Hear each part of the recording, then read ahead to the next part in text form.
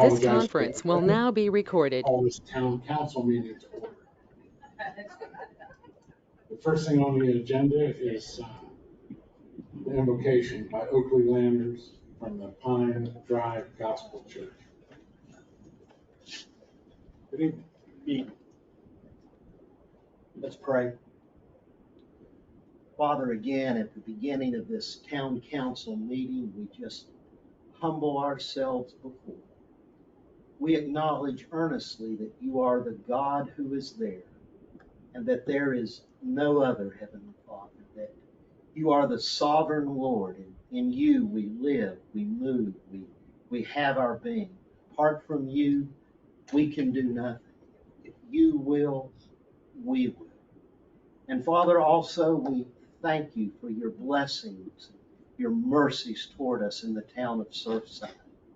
We pray that your mercies toward us and your blessings upon us will continue. And Father, thank you for the leaders of our community who serve here this evening. Your word teaches that the powers that be are ordained of God. So we pray your blessing upon them, and we pray for them that wisdom which comes from above and which only you can convey, and that will be exercised in this time. And Father, I pray now that the issue ultimately of this time will always be first for your glory, but it as well will be for the good of this community, and may it as well issue forth in the magnifying of our Lord and our Savior, Jesus Christ. And it is in his name we pray. Amen. Amen.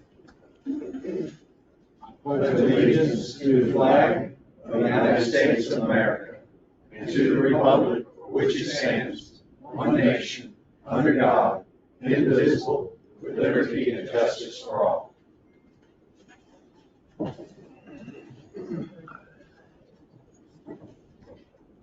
Okay, with that, I will now entertain any motions relating to the agenda. Mr. Mayor, Yes, sir. I'd like to remove from the communications, drive,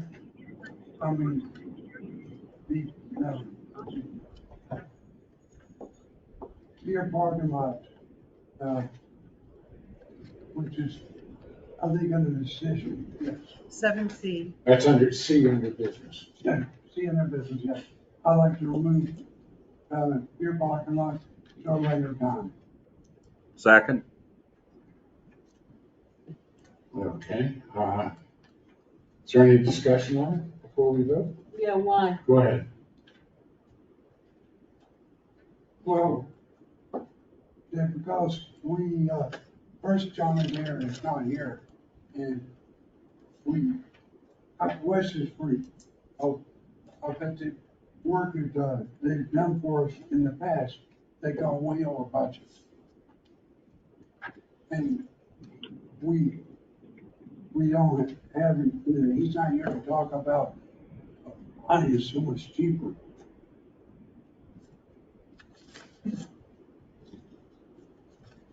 Okay. Anybody else have anything to say? Yeah, I had questions too. I did get I think I got a email from the administrator say he had answers, but I have not had an opportunity to talk to him. And kind of believe the same thing. We've got two bidders, one who's got a bad history with us. And I'd like to, John has put this in here, and I think we need to have him present it. Okay, it's my understanding that we were going to remove it from the agenda prior, but we missed the 24-hour deadline, so that's the reason. Yes, sir. Mr. Mayor, we did. It was going to be removed from the agenda, but I've had some questions from council members that I just believe that it should be removed from the agenda, and there's some items that I would just like to discuss in executive session regarding to the RFP and the responses. And really, I'm representing Director Adair in some of the items that he would like me to discuss. So that is primarily the reason for moving it from the agenda. in moving into executive session. Okay. Anybody else have anything? Sherry, do you want to do a roll call? Mr. Drake, No. Mr. Holder, Yes. Ms. Keating, No. Mr. Kinkin, Yes. Mr. Crecklaw, Yes. Mr. Stamey, Yes. Mayor Hellier. Yes. Next thing on the agenda is the minutes approval, and the minutes approval are for April 3rd, April 5th, April 11th, April 13th, and April 27th. And seeing how we canceled one of our regular council meetings, we needed to have at least one. We've had 1, 2, 3, 4, 5 in the month of April. Mr. Mayor, Yes. I'll make a motion that we approve April 3rd, 2023 for a budget meeting, April 5th, 23 for a special meeting, April the 11th for a regular meeting, April 13th, a budget meeting, and April 27th, an emergency meeting. Second. Is there any discussion before we do that? Sherry? Mr. Drake, Yes. Mr. Holder, Yes. Mrs. Keating, Yes. Mr. Kinkin, Yes. Mr. Crecklaw, Yes. Mr. Stamey, Yes. Mayor Hellier. Yes. Okay, moving right along, it's now time for public comments, and these are public comments that relate to the agenda items, and any speaker has 5 minutes. So, do we have any public comments? Okay, we'll move right along. The next thing is in communication is a proclamation. Let me find it here real quick.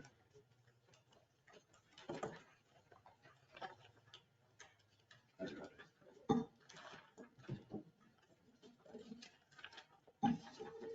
And it's a proclamation 23-137, which is Lupus Awareness Month. And it goes on to read, whereas lupus is an autoimmune disease that can cause severe damage to the tissue and organs in the body, and in some case, death.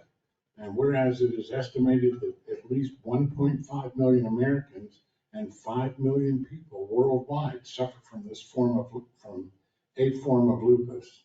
And whereas more than 16,000 new cases of the disease are reported across the country each year, and whereas while lupus strikes mostly women and childbearing age, men, children, and teenagers also develop this disease.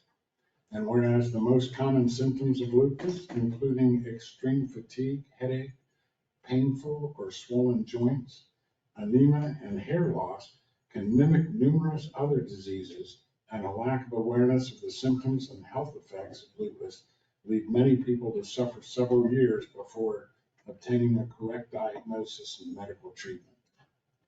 Now therefore, I, Robert Hilliard, Mayor of the Town of Surfside Beach, do hereby proclaim May 2023 as Lupus Awareness Month, and May 10th, 2023 as Lupus Awareness Day throughout the state, and encourage all South Carolinians to work together to raise awareness and the need for continued research into the causes and the cure of this chronic, debilitating disease, and offer support to the individuals and family it affects.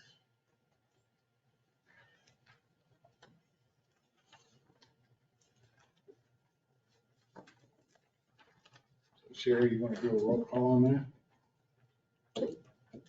Mr. Drake, Yes. Mr. Holder, Yes. Mrs. Keating, Yes. Mr. Kinkin, Yes. Mr. Crecklaw, Yes. Mr. Stamey, Yes. Mayor Hellier. Yes. So it is resolved this 9th day of May, 2023. Mr. Mayor? Yes. Mr. Mayor, just to remind everybody on lupus, if anybody would like to participate and get a purple ribbon, dark purple ribbon to put on their mailbox, it's a sign that you're supporting the Lupus Foundation. Okay, the next thing on the agenda is the Ride 4 Road Improvement Development Effort. Mr. Wayne Gray. Thank you, Mayor. I think we're going to see if we can get this flash drive working and see if we can be able to present it on the wall. Sherry, do you have the HDMI cable?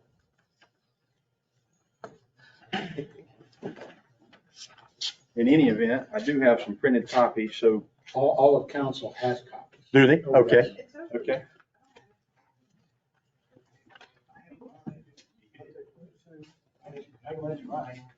Yeah, anyone, yeah, the one that was up here is mine. that was mine. No, it's yours? Okay. Yeah.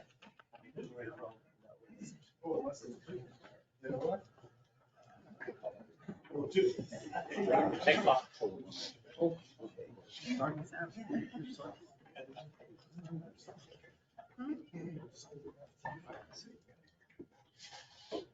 Do your magic. There we go. It's looking good. Where's our HDMI? We that have, came it with was that? just, it was accidentally. It was bundled up together. Oh, Yeah, Thank you, thank you. it may be, we just needed a town computer, something. So we'll know that moving forward. Make sure we're right. We're gonna get real intimate here in this small building. We're out of line. The other computer we were hooked up to, that wasn't the town computer? It was Robert's computer. To be honest with you, I still don't know why it doesn't pick up any computer, but be that as it may, if we can get it to work with this. There. And that, the very, you want it in a PDF or a PowerPoint? I would just do it PowerPoint. That one, probably gonna have to do it in the PDF right there. That one right there? Yeah. There we go. There we go. Wonderful. Thank you. Thank you. Thank you, sir. All right, let's get that. Don't leave. Yeah, don't leave. Don't leave. So to advance each page forward, what do I hit? Enter? Yeah. Just hit the space bar? Yeah. Okay. Well, it's a PDF, so it's not in PowerPoint, so you may just have to, Down there. you may have to just kind of scroll down Oh. arrow. Start over here. There you go. There we go. Just up and down Okay, right there. got it. Thank you. I'm not very technologically savvy. Mr. Mayor, members of council, thank you for allowing me a few minutes to be here. My name is Wayne Gray. I serve as the chair of the RIDE 4 Sales Tax Advisory Committee, which was formed by Horry County Council in cooperation with the League of Cities to begin the planning of the next sales tax for road funding plan, which will be identified as RIDE 4.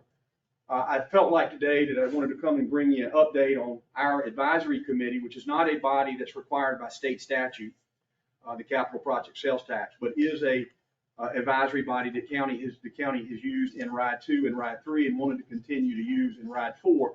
But I felt it would be important to provide you a little bit of an update on the history of RIDE. RIDE stands for Road Improvement Development Effort. It initiated in 1996 in what we call RIDE. There was a committee formed to deal with road needs and concerns and finding funding sources at that time. And what came from that work product was the 1.5% hospitality fee was passed by the county and collected throughout the county, including the municipalities. It funded a bonding effort along with state matching grants from the State Infrastructure Bank Board and built about, we can see there in RIDE 1 and RIDE 2, there was about $1.9 billion worth of projects. In RIDE 1, the major project was Highway 22, and that was a bonded indebtedness over about a 25-year period. In 2004, the county initiated RIDE 2, formed a committee of elected officials, business leaders, and concerned citizens. What came from that committee was then the next process to fund road construction was using the capital project sales tax, which is a state statute. When the tax is enabled by resolution, it has an 8-year window. When it's reimposed by referendum, not resolution, it has a 7-year window. So in 2006, RIDE 2 had recommended to the citizens of Horry County a variety of road projects. That referendum was passed by 61%. And this map you see here are the variety of road projects, both in RIDE 1 and RIDE 2. It was about 30 road projects. It did include the paving of dirt roads. That would be predominantly in the western part of the county that's not identified on this map. But as you can see in those two funding efforts, $1.9 billion, and there was about an $822 million match from the State Infrastructure Bank Board. Then in 2015, the county re-engaged RIDE 3. I was a member of that sales tax advisory committee, and let me say, as a member of Myrtle Beach City Council for 16 years, I applaud you, thank you for your service. First, understand there is no government more closer to the people than local government, and I recognize the challenges that you face, and I applaud the efforts of Surfside Beach and the gym that she offers our county. So we reinitiated RIDE 3, and then that referendum was passed in 2016. There are the road projects that were a part of that effort. We are about to complete April 30th. Actually, we did April 30th completed the 6th year of that 8-year window. It was reimposed for an 8-year period. We're beginning the 7th year on May 1, and you can see the road projects. There was about a total of 19 that included dirt road paving, resurfacing of 100 miles of paved roads, and then those red projects there will be funded over the last several years. And obviously COVID has been a challenge, and projects have been delayed. But there have been 3 projects that have received bids this past year, and you'll see a lot more road construction over the next 2 years. And road construction will continue well beyond the end of the tax collection period. So the county wanted to initiate RIDE 4 in the late summer of 22. 12 members were appointed by the 12 county council members. 6 members were appointed by the League of Cities. So there's an 18-member committee. We have been meeting once a month, the 3rd Thursday of every month since September, reviewing the Metropolitan Transportation Plan, which is governed by GSATs, reviewing previous RIDE plans, and reviewing new road recommendations that have come from local governments, to determine what would be the priority list that we will recommend to the next stage of planning. We go through a scoring methodology.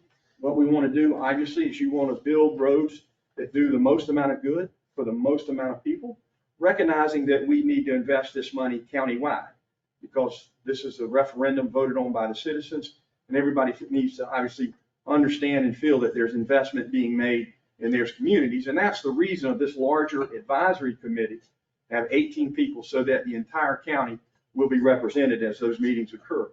We have met and have finished our body of work, and I'll be presenting our body of work to county council at their next meeting, which is a week from today, May the 16th. What will happen in terms of where we'll get to the 2024 referendum, and I know that may seem far away, but it's really not in road planning, is that our body of work, when we're finished, will move on to what is required by the capital project sales tax state statute, is the appointment of a 6-member sales tax commission.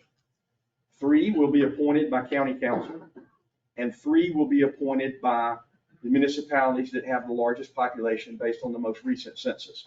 That would be Myrtle Beach, Conway, and North Myrtle. So those 6 members are required by the state statute to meet. They actually select the road projects, prioritize those road projects, and will have those road projects cost estimated. We'll eventually develop the referendum question, and about this time next year, we'll present that to county council for county council to adopt that recommendation up or down. State statute does not allow the county council to make amendments or changes to the recommendation. It can just vote it up and down. Obviously, the decision for that is to try to remove the politics as much as possible from the decision-making of what projects get recommended. So we are in that transition period from the advisory committee to when the 6-member sales tax commission will get appointed, which will probably be July or August of this year. And they'll do their work through the fall and the spring. They're required to have a series of meetings, and also I would imagine there will be several public meetings throughout the county so folks can come and look at the projects that ultimately get recommended. They are not required to follow our recommendation of work. They can completely ignore it, but we feel like that the effort that we've executed is similar to RIDE 3 and RIDE 2 and was very successful, as I'll show you here in just a second. If there's any questions during my presentation, just feel free to ask. I just want to show, I think I'm preaching to the choir here, road investment, why Currently Horry County has a metropolitan population of about 500,000 people.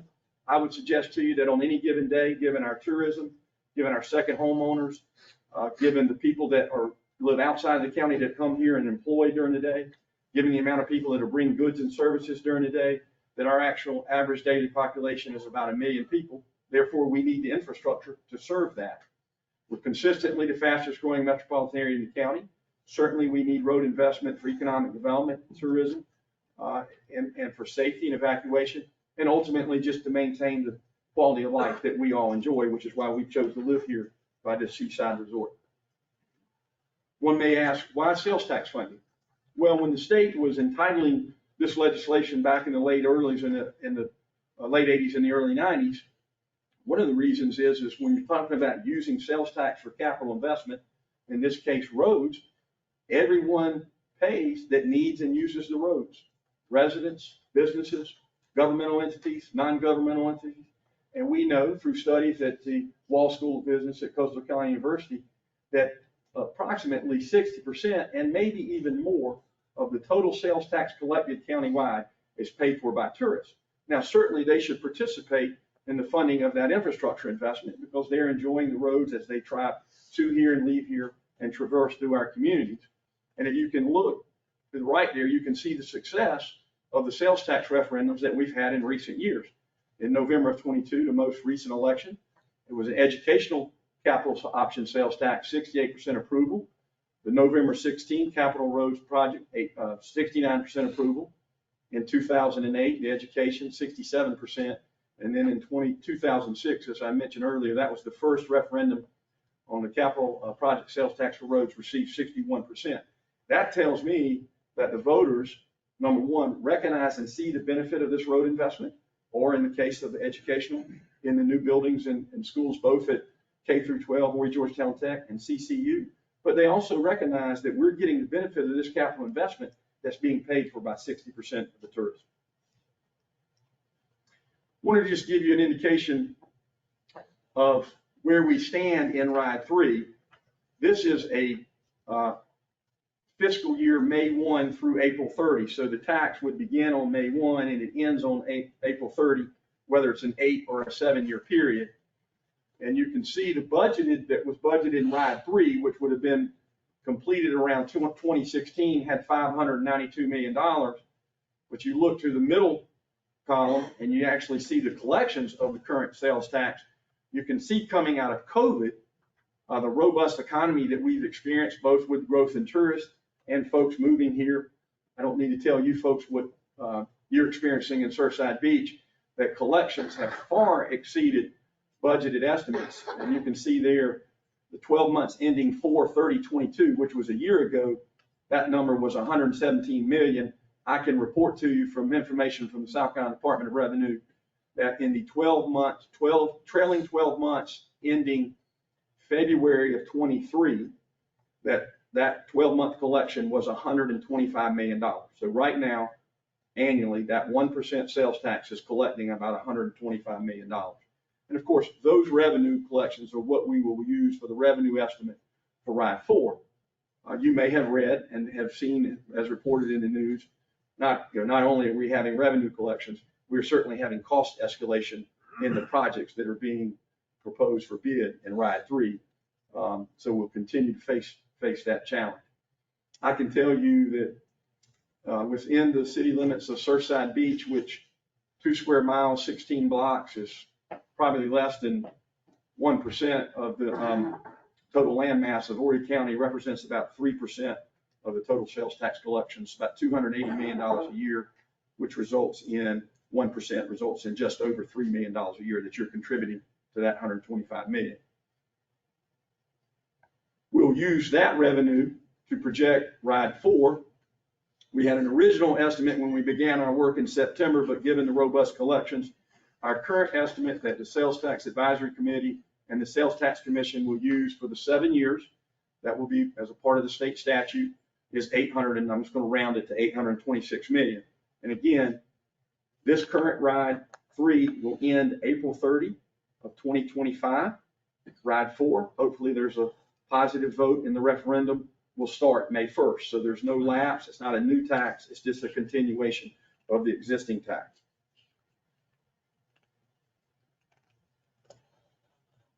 Now I am reaching some, I might need some technological help trying to scroll to the next slide. I'm hitting the down arrow button.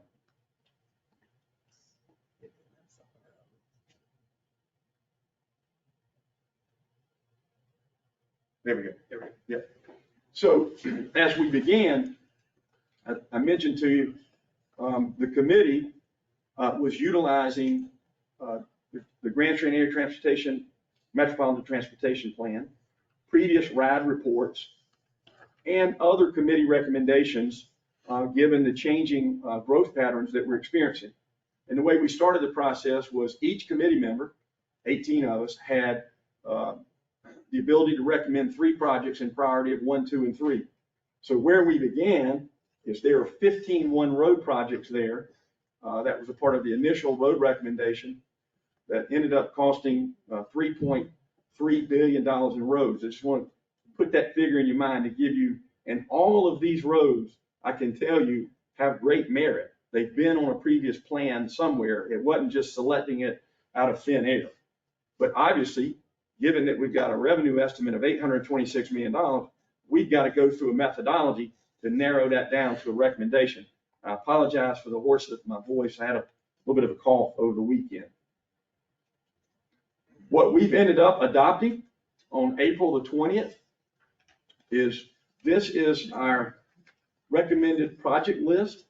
It is not in priority, but I can tell you of these projects that are listed here, with the exception of money being recommended for environmental mitigation for the Southern Evacuation Lifeline, they all received the highest score based on our scoring methodology.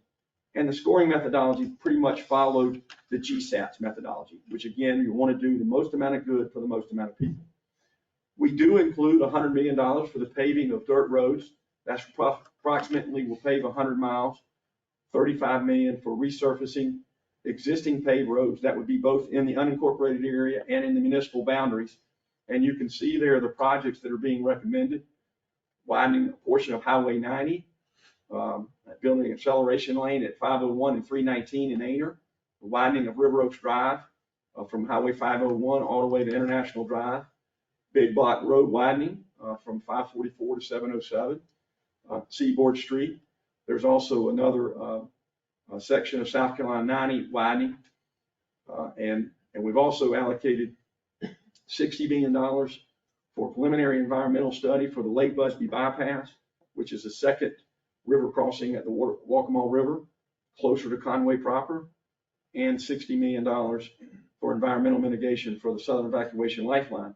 In RIDE 3, there was $25 million that was allocated towards completing the environmental impact statement for the Southern Evacuation Lifeline.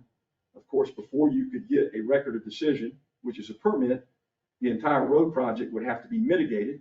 We know that that road will require mitigation, and there hadn't been any funding to acquire that environmental mitigation, so we felt like it was appropriate to recommend that. But knowing that, and you can see that that total cost is $887 million, which is higher than the $826 million. We believe by the time the Sales Tax Commission executes its work, the revenue estimates will reflect that the 7 years, based on the current $125 million in collection, would be more along the rounds of $930 million. So we felt like that was safe. In addition to this recommendation, we have an additional project list that we wanted to make sure that we gave some guidance to the Sales Tax Commission, as well as giving them some flexibility, giving changing circumstances, either by increasing revenues or some other changing circumstances that I'm going to speak to right now. I've given you a lot of information just far. I've got about 5 more minutes. Are there any questions at this moment? Okay.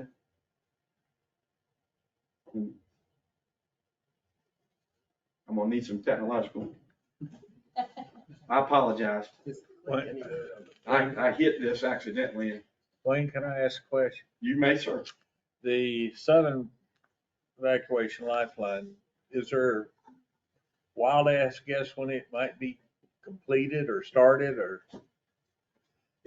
Our problem is if we have a hurricane, we can't go south because they'll close the bridge if you wait too long. So we're pretty well stuck 2 ways to get out of here. And from Conway south, there's no way to cross the river. You get to Georgetown. And I have a hard problem. I didn't think about that when I moved here, but now that I'm here and I tried to get out of here one time, I realized how important another road would be. Yes, sir. Especially on the people on the south end, because I actually had people turned around in Georgetown that were friends of ours that tried to go that way. Nope, can't go. The road's closed. I can report to you what has been reported in the public. Okay. Is that the preliminary environmental impact statement will be finished in August or September of this year. Then it will move to its final stages, which will take about 2 years. Before the project can get a record of decision or a permit, the entire road project from 707 all the way to 501, because that's the length of the entire project. 707, 701, 378, 501, hooking up with 22. Correct. The entire road project would have to be mitigated. A permit can be issued. The permit lasts 25 years. The first phase, which is about a 5-mile bridge from 707 to 701, somewhere around St. James High School to Bucksport, in today's dollars, is $450 million. And there is no identifiable source to construct that phase 1 at this moment. We did feel like that recommending the $60 million in this phase of a capital project sales tax was appropriate to at least begin to deal with the environmental mitigation. Thank you very much. Yes, sir. Moving forward, I will say, though, we were tasked with 5 responsibilities in the resolution that County Council adopted. Some of this may speak to your question. In addition to coming up with the recommended road projects, we were asked to look at studying potential funding sources and new sources. We were also asked to look at formulating solutions to problems as a part of a long-term plan. Mainly, those challenges of finding funding for these roads of what I would describe as of regional significance. One whose permit takes a while to get issued and whose cost is beyond a 7-year window. In doing so, the committee looked at a couple of things. One, in funding of RIDE 2 and RIDE 3, the county utilizes the capital project sales tax. That state statute allows you to build a variety of capital projects. The county just chooses to use it for roads. As I mentioned earlier, when you impose the tax by referendum, it's an 8-year window. When it's reimposed, which would be the case of RIDE 4, where there's no lapse in the time period, it's a 7-year window. Having spent 20 years in local government, I started thinking to myself, well, DOT uses a 10-year window of planning for road construction. State statute requires local governments, which you're very well aware of, and you're in the process right now of updating your comprehensive plan, which has a transportation element every 10 years. It seems to me that we could look at getting the General Assembly to amend that section of the state statute, extending that window from 7 to a longer period. Practically, what does that do? It gives you more money. It gives you more projects in any given capital project sales tax term, and it doesn't require to re-engage the planning process so early. As I told you, I was on RIDE 3 advisory committee, and it feels like I just finished that work 5 or 6 years ago. So in meeting with some of our delegation, Senator Hembry has filed a bill.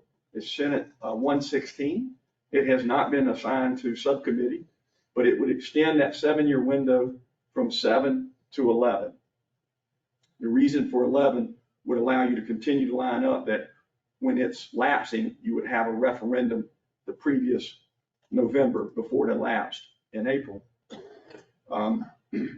Again, has not been assigned to a subcommittee. It's Senate and Senate Finance. It won't get any action this year. It could get some action early in the first part of next year. That may be a changing circumstance.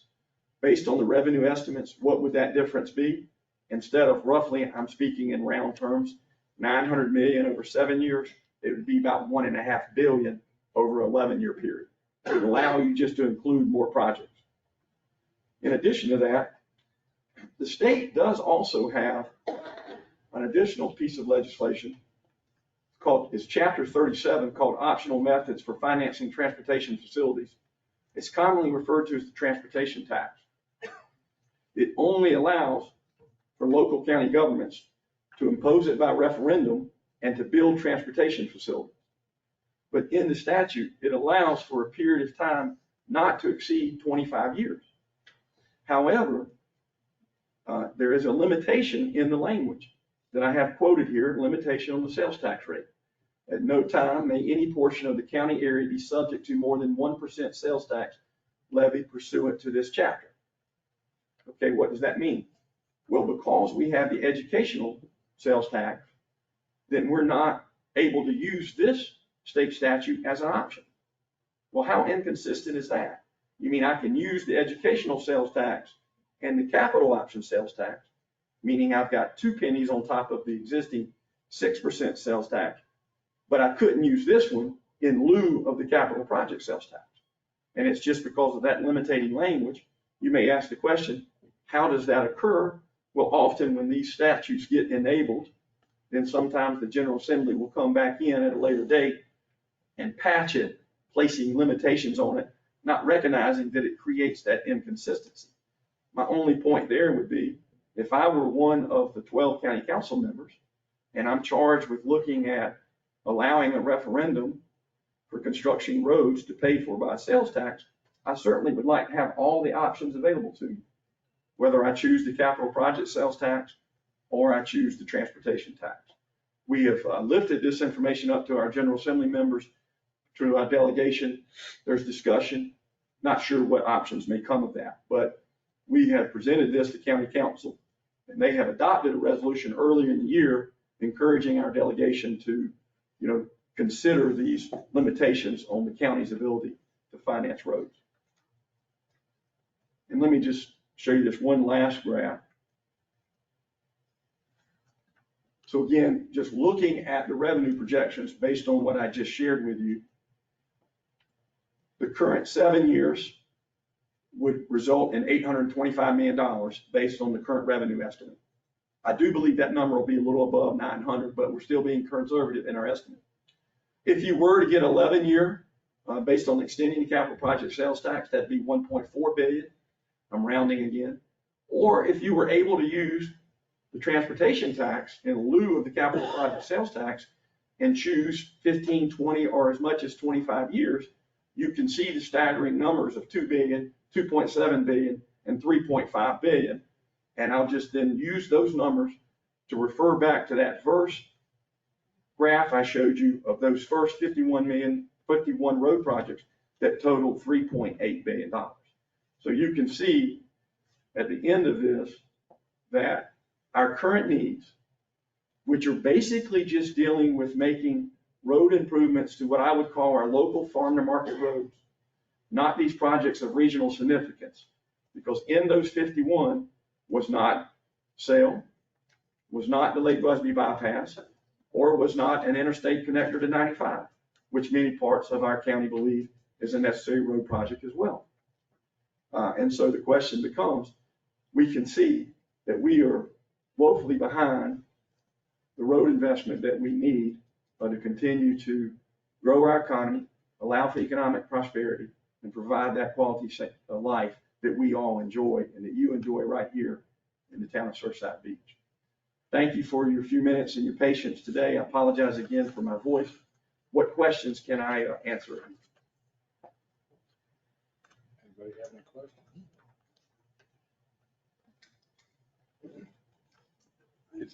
Well, I either did really poorly or really good is what I've always been told when there's no questions.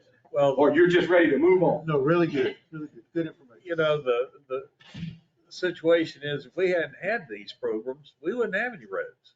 You think about 22, 31, how much everybody benefits from that. Sure. And I don't understand, and you probably know, but I don't understand why the state and federal are not doing more to help us on roads, because we are growing beyond what our capabilities are, outgrowing our infrastructure. It is a tremendous challenge, and we continue through our local elected officials, through our Chamber of Commerce's and the professional advocates that we have in Columbia, Washington, to lobby for more investment in our infrastructure. The reality of it is the challenge of that is falling more and more on local government. And one of the recommendations that we will end up making to County Council next Tuesday, in addition to these recommended road projects, is that the county look at forming an ad hoc committee made up of county, municipal, state, elected officials, business leaders, and concerned citizens to really begin to study not just the local road improvements that we further need, but how are we going to identify funding sources to finance these roads of regional significance? Again, SAIL, that additional waterway, additional Walkmore River crossing that many people are referring to as the Lake Busby bypass, which would be closer to Conway proper, and then an interstate style connector from 22 to 95. I'm afraid that that responsibility is going to fall heavily on local government or the taxpayers of Horry County, but we can't continue to ignore it. We need to, recognize the challenges in front of us. And so hopefully the county will do that, and hopefully Surfside Beach, which I know you will, and they will request of you to be a part of that effort. Okay. Thank you for your time. The Lake Busby bypass, where does it start and where does it finish? I mean, we all know where Lake Busby is. Sure. We don't know where it's gonna go. I understand. And there has been a rough road over the last 3 or 4 years. Of course, as the Midland part of the county has grown, the desire for another crossing of the Walkmore River, in addition to one that exists, the two that exist right there in Conway, one on old downtown Conway and one on 501. And it certainly got exasperated in 2018 from the flooding of 22 and the almost flooding right there of 501 in the Granger plant. In Ride 3, the Conway perimeter is continuing from 378 to 701, South 701, just outside of the city limits of Conway. So the idea would be to just continue mostly predominantly a bridge that would go from 701 over the Walkmore River, come through land that's owned by Grand Strand Water and Sewer, Santee Cooper, and the federal government, and come out to 544, about 3 miles from 31. That's roughly a sketched out road that's been identified as the Lake Busby bypass. Does that help? Yeah, it does. Yeah. I have a hard time thinking about the amount of construction it's gonna take to do that. Well, we know that, the challenge that we also face in Horry County, given the wetland nature of our county and the tributaries and the streams that we have that come off of the Walkmore and the PD, that it's challenging. But again, I'll go back to the slide that I stated earlier. We're not a metropolitan area of 500,000 people. We're a metropolitan of 1 million people. And you know that better than anybody. The town of 5,000, but swells to in excess of 50,000 on any given day. And that's more than just 3, 4, 5, 6 months out of the year. Yeah, their plan is gonna dump all that traffic back on 544, and they're gonna just back up from the 17 bypass, because you can't get through there during the summer now, because there's left turns. You get rid of the left turns and make it a clover leaf, that'll speed it up, but it's so much traffic there, and all that's doing is just bypassing Conway and putting it on 544. I understand. I'm Better than nothing. And I'm not a road engineer, and I recognize that we can, challenge the initial thoughts. But I think the idea is to know that there needs to be 2 additional, maybe 3 additional crossings across the Walkmore River to help move that traffic from the western part of the county to the eastern part and back. I've taken too much of your time. Thank you for allowing me to be here with you tonight. We appreciate it. Thank you. Thank you very much. The next thing on the agenda is the administrator. Thank you, Mayor. Thank you, Mr. Gray. Thank you, Rob. Appreciate you, sir, very much. Before I start with the administrator report, you probably see a not so familiar face to my left here. And I just want to take a minute to introduce our new town attorney to our community. This is Jared Bouchette. And Jared started really about 3 weeks ago. about 3 weeks ago. So I know that the mayor and council are very excited to have a town attorney in presence. I can tell you that Jared and I have already met numerous times on projects and things that were kind of outstanding, and he's already starting to get us caught back up. So we are very much looking forward to having Jared as part of the team here in Surfside Beach. So Jared, I put you on the spot, but anything you'd like to say, or you good? Except for all the residents that are here, and obviously the mayor, members of council, I'm excited to be here. Attorney and partner right down the street here for law firms, so I'm local. Work with Rob, mayor, and members of council, and just want to let you know, I'm excited to be here so much. We're excited to have you, sir. Yes, sir. Thank you.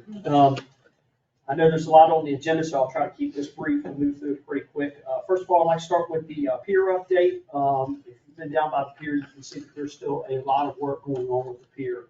So just some of the notable progress that we have seen over the last few weeks is Intercoastal Marine has completely disassembled the trestle vents and stated that 3 piles in the trestle ramp are the only things that remain, and there's further demobilization that is continuing. The electricians are continuing to work regarding the lighting along the pier. I think there's been some pictures that have been posted on the pier website or the pier Facebook page, our Facebook page, of the lighting that is now along the pier. And the fire sprinkler system is along the pier, and it has been installed. As far as the buildings, the lightning protection installation is ongoing. The decking board installation at the podium is now ongoing. The fire sprinkler main pipe rough end below the podium is also continuing to move forward. And Consensus stated that they are awaiting state approval before continuing the installation of the fire suppression system into the buildings. The electricians are continuing to work in regard to the lighting along the podium and inside the building. So there's a lot of progress going on there. The ADA ramp and the monumental stair railings are still continuing to be under review. Collins Engineering confirmed that the interior stairs, railing shop drawings were received on May the 9th, and Consensus is still in possession of the ADA ramp drawings that will be forwarded to the architect and to the engineer. So there continues to be work done on the monumental stairs in the ramp. There's a lot of submittals that I won't go through, a ton of work that is going on with requests for information.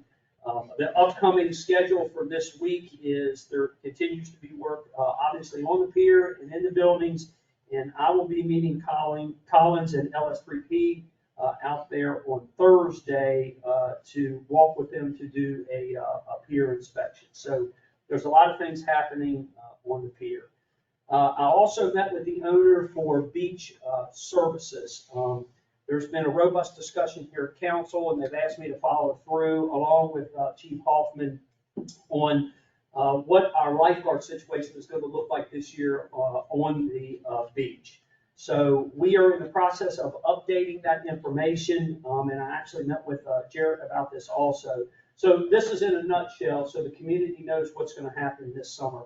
Is beach services will ensure that the minimum lifeguard staffing is going to be between the hours of 9 a.m. and 6 p.m. 7 days a week, Monday through Sunday. The franchise agreement that we have will also provide beach attendant services between 8 a.m. and 5 p.m. That the lifeguards stands will be designated as lifeguards only. So they will be watching the water at all times. There will be no more of the lifeguards doing the rentals for the chairs and for the umbrellas. That will be a separate service that will be conducted, and those folks will be clearly distinguished between the water safety personnel, the lifeguards, and the beach attendants. They'll have different colored shirts, and it will say beach attendant on that. So there's been some progress with that. There's been some concerns, and the lifeguards will be watching the water. I've also had a discussion with Jared and Diana, and we are in the process of looking through the ordinance to see if there's anything that needs to be updated in the ordinance and us to make sure that we are in compliance with our ordinances. So that'll be some ongoing work. As far as the fire department, to bring you up on a couple things, we did, and thank you, council in the community, we have received our new jet ski and our new side-by-side, along with the trailer. They are at the fire station. We're in the process now of having everything lettered. Once we get it all done, we're going to invite the community over. We'll post it on our website, Facebook, to come and look at this new equipment that all of you and our visitors helped us purchase, and council gave us approval to be able to do. So we want to show that equipment off, and that's going to be a huge resource for us. One other item of note is EMS Week for the American Fire Service starts May the 21st, and it runs through the 27th. This is the 49th annual EMS Week. EMS Week was started in 1974 by President Gerald Ford, and basically he authorized EMS Week to celebrate our EMS practitioners, our emergency medical technicians, our paramedics, to show and just to highlight the important work that our EMS providers do on a daily basis, just like they do here in the town of Surfside Beach. And this year's theme is where emergency care begins. There's different tasks that we will complete throughout the week. As most of you know here, our EMS services, as far as transport services, are provided with an agreement through Horry County. So Medic 31 is an Horry County unit staffed by Medic personnel, but they're part of the Surfside Beach family. We're going to celebrate EMS Week at the fire station on Monday the 22nd, Tuesday the 23rd, Wednesday the 24th to hit A, B, and C shifts. Like we did last year, we are going to cook hot dogs and cook hamburgers and have a meal for our EMS providers, our firefighters. We always invite our police partners to be there, and of course we will invite council to be there. And if you are out and about, I'm sure we'll have an extra hot dog and hamburger if you want to stop by the fire station. It's your fire station, and you're always welcome. Two other very important items I want to talk about, and this will end the report, is as council mentions on many times, we have a tremendous staff here in the town of Surfside Beach. None of us are perfect, but we try really hard to make sure that we are doing a great job. One of the things that council requires us to do and expects us to do is continue our education and continue to get better at our jobs. So there's two examples of that I want to mention. First of all, I want to mention that our town clerk, Sherry Medina, she continues to educate herself and improve as she serves council and serves this community. Sherry completed and graduated and was certified from a 3-year program called the Municipal Clerks and Treasurers Institute. This program included 6.5 weeks each year of intense coursework, and it just goes to show someone that's been doing this for a long time. I won't say how long because I don't want to talk about her age, but she has been doing it a long time, but she continues to grow and continues to try to get better. So Sherry, we congratulate you on that and thank you for your work. And last but not least, I'd like to take a moment to recognize our police chief, Kenny Hoffman. On May the 5th, Chief Hoffman graduated from the Command College of South Carolina at Anderson University. This was a 2-year program that was specifically designed for professionals in management positions in the criminal justice field with an emphasis on executive leadership.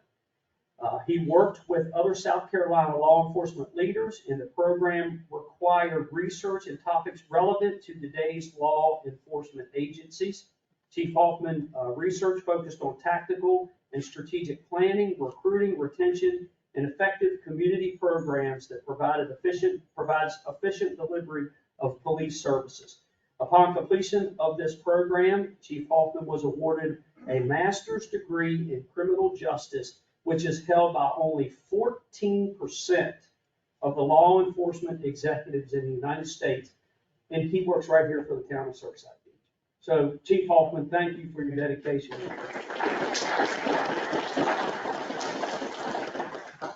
That concludes my report, sir.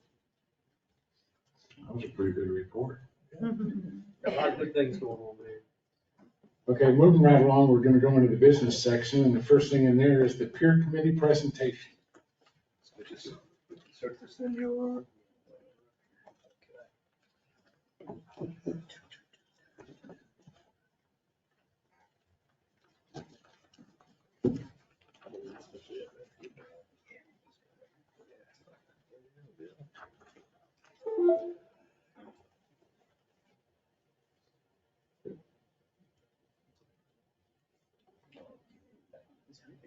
Thank you.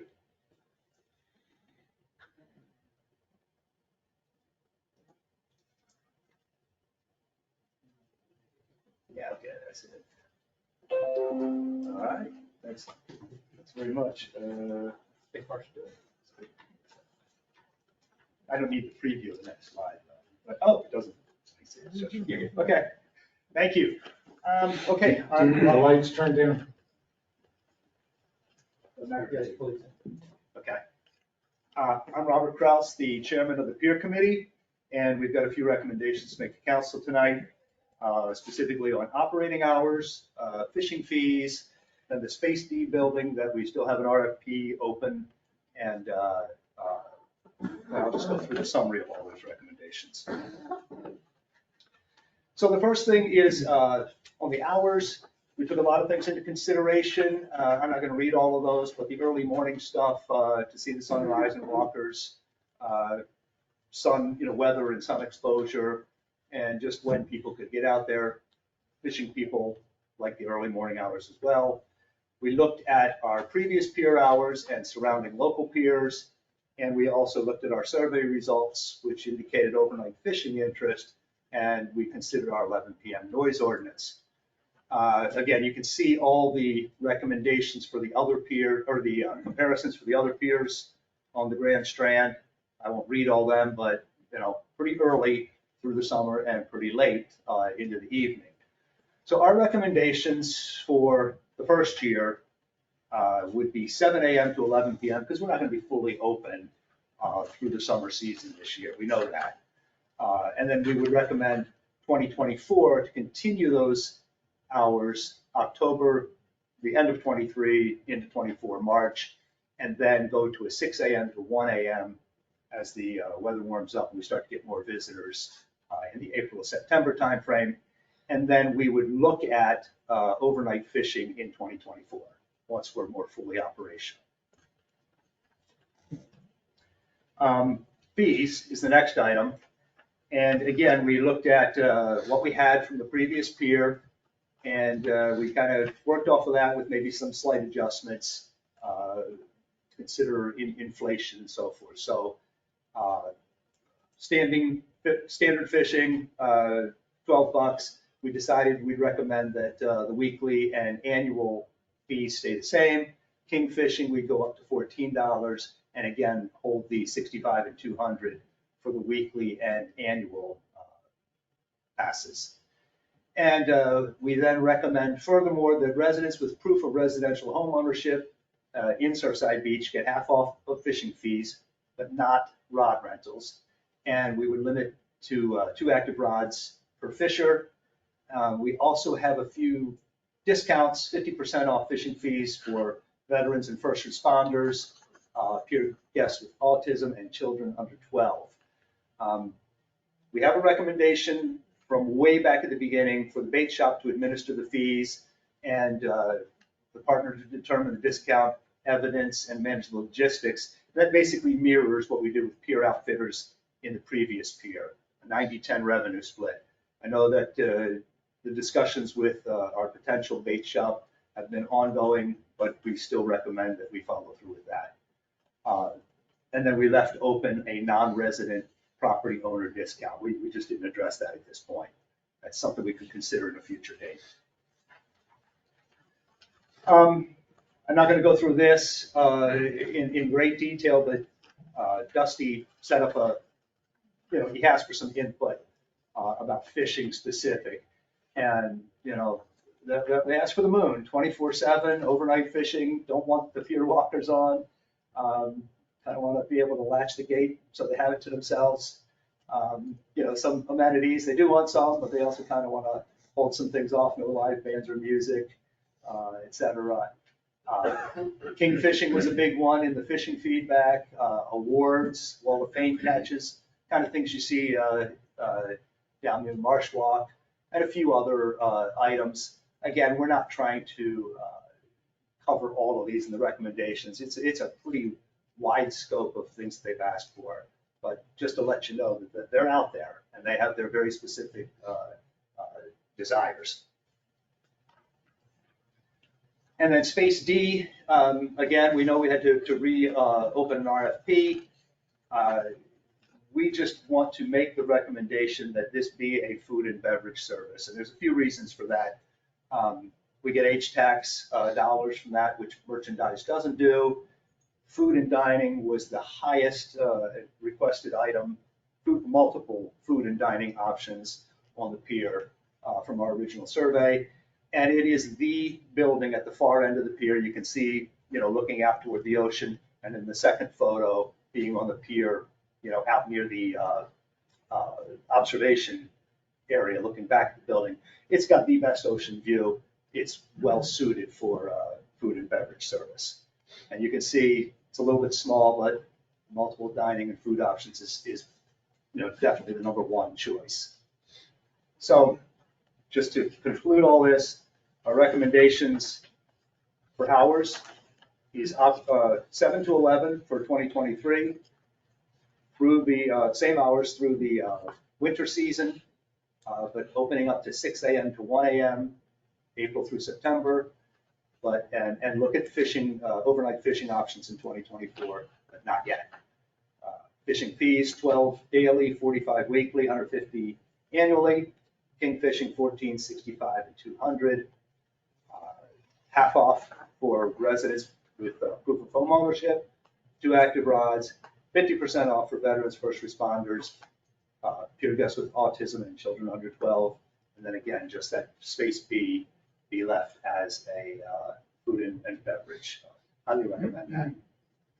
We also had a town store presentation, which we're not going to cover today, but I just want to make it known that we do have that information available. So with that, any questions?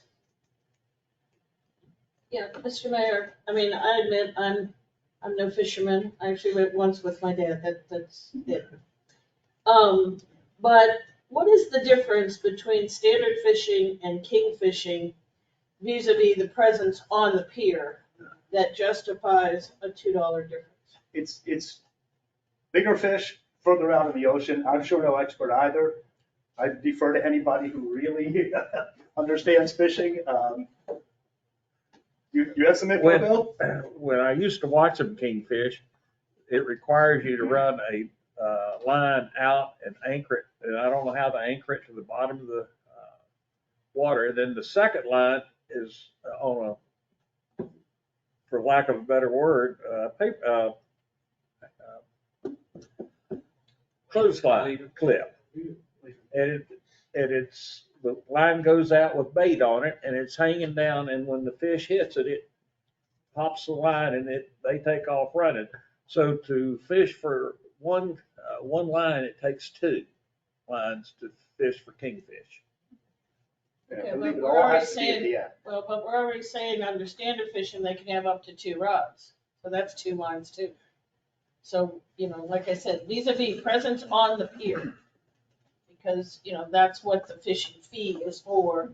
If the state charges something different for the license, that's their business. But we're just talking about basically leasing a small portion of their presence on the pier.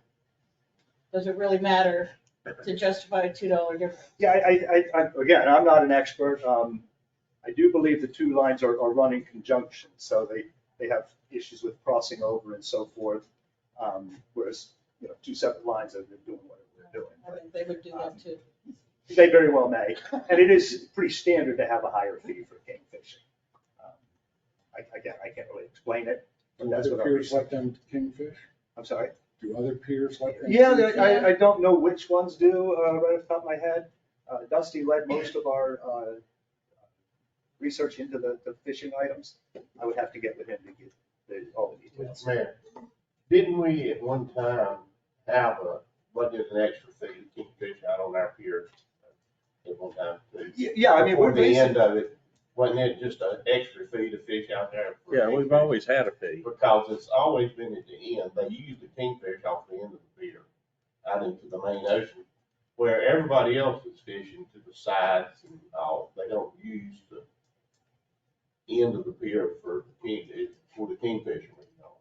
yeah, this was the previous, was $9 and $12.50. Yeah. So That's what I was thinking. It's always been an extra fee to most any place that you go to. And it is a different type of fishing. So they aren't compatible. Yeah, like I said, I'm not expert enough to get into the details. Mr. Mayor, I have a question for you. If y'all discussed, got down there 50% off for the kids and stuff like that, 12 and under. But anybody that fishes knows if you get a child fishing, they're hooked. They'll be there for a lifetime. And it makes good memories. And the memories of Surfside Pier would be fishing. That's a lot of the memories that we've made there. And I do believe we could probably eliminate charging for children if they're accompanied with an paying adult. So I would like to see somehow that we could get the kids for free regardless of autism or not.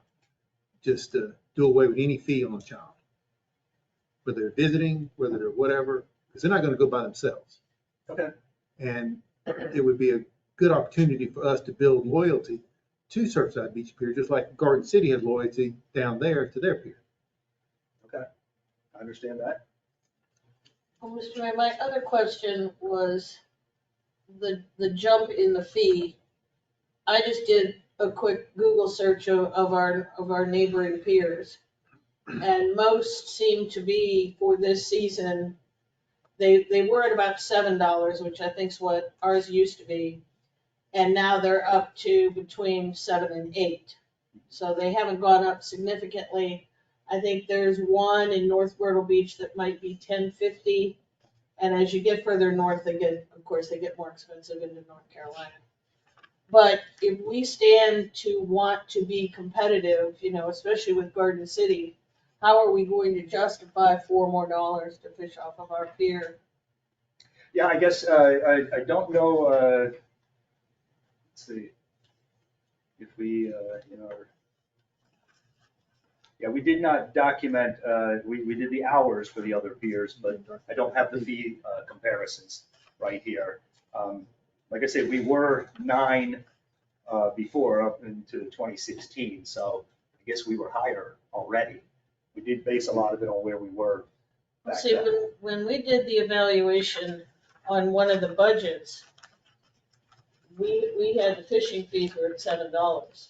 And that's since I've been on council, so I don't know where the $9 came from. I mean, I tried to get that information about what our fee schedule was, but I couldn't find it anywhere that it wasn't part of the budget documentation that was archived. I didn't keep reams of paper for the last 4 years, so. Yeah, this is the information we have. I'm not exactly sure, but again, Dusty led that up, and I would have to check with him where he found that information. If it was a Pier Outfitters contract or what.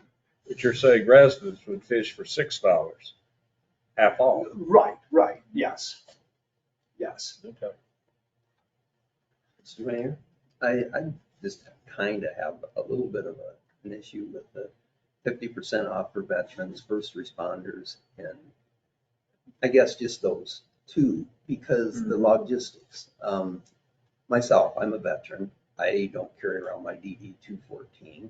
Now, if you're a lifer, you're going to have an ID that you can show, but then you're kind of limiting it just to people who put in their 20 or 30 years that have an ID, in the same way with the first responders. I mean, how do you verify some people? We have a lot of vacations. I'm just saying that the logistics of it, I think, is kind of prohibitive to a certain extent, but I guess I don't have an issue with it. It's just that some people are gonna not have verification with them. They're gonna feel like they get cheated. I suppose that's possible, yeah. But it is pretty typical for veterans and first responders to have discounts in these kind of things. South Carolina, is a veteran-friendly state and so forth, so, Mr. Mayor, you got your top 50% off for residents, and then you go 50% off down here for the bottom. What if you're a resident and a veteran? We are So not, that's what I don't double dip. one discount per person. Right, one double dip, yeah. Can't no two coupons. Right. Can't keep Make sure of combined with that. Other offers. Yeah, we didn't go through all the verbiage, but we had somebody request senior citizen discount too. Well, that's everybody. Yeah. Well, but when you get into the residents, you know, you're talking about full-time residents, they own property, they live here. But the people that own property and just come to visit here pay a heck of a lot more than those of us that live here. So, you know, if you're a property owner, you're a property owner. You know, we make this distinction between if you live here, you get a 50% discount, but if you pay 3 times the property taxes, you don't. I don't think that goes over well with our second homeowners. Yeah, and me personally, I would have no problem including them in. We just decided not to get into that level. It's almost of detail at opening a this big point. can of worms. Mhm. You either have a We fee or you We don't. used to have a Pure Pass, you know, and we used to have, you know, which showed that you were a resident. Right. Being able to go onto the pier for free. But the logistics of that now is crazy. You know, for us to laminate and give somebody a card, you know, carry it around. I think your driver's license And would we show did that. that before.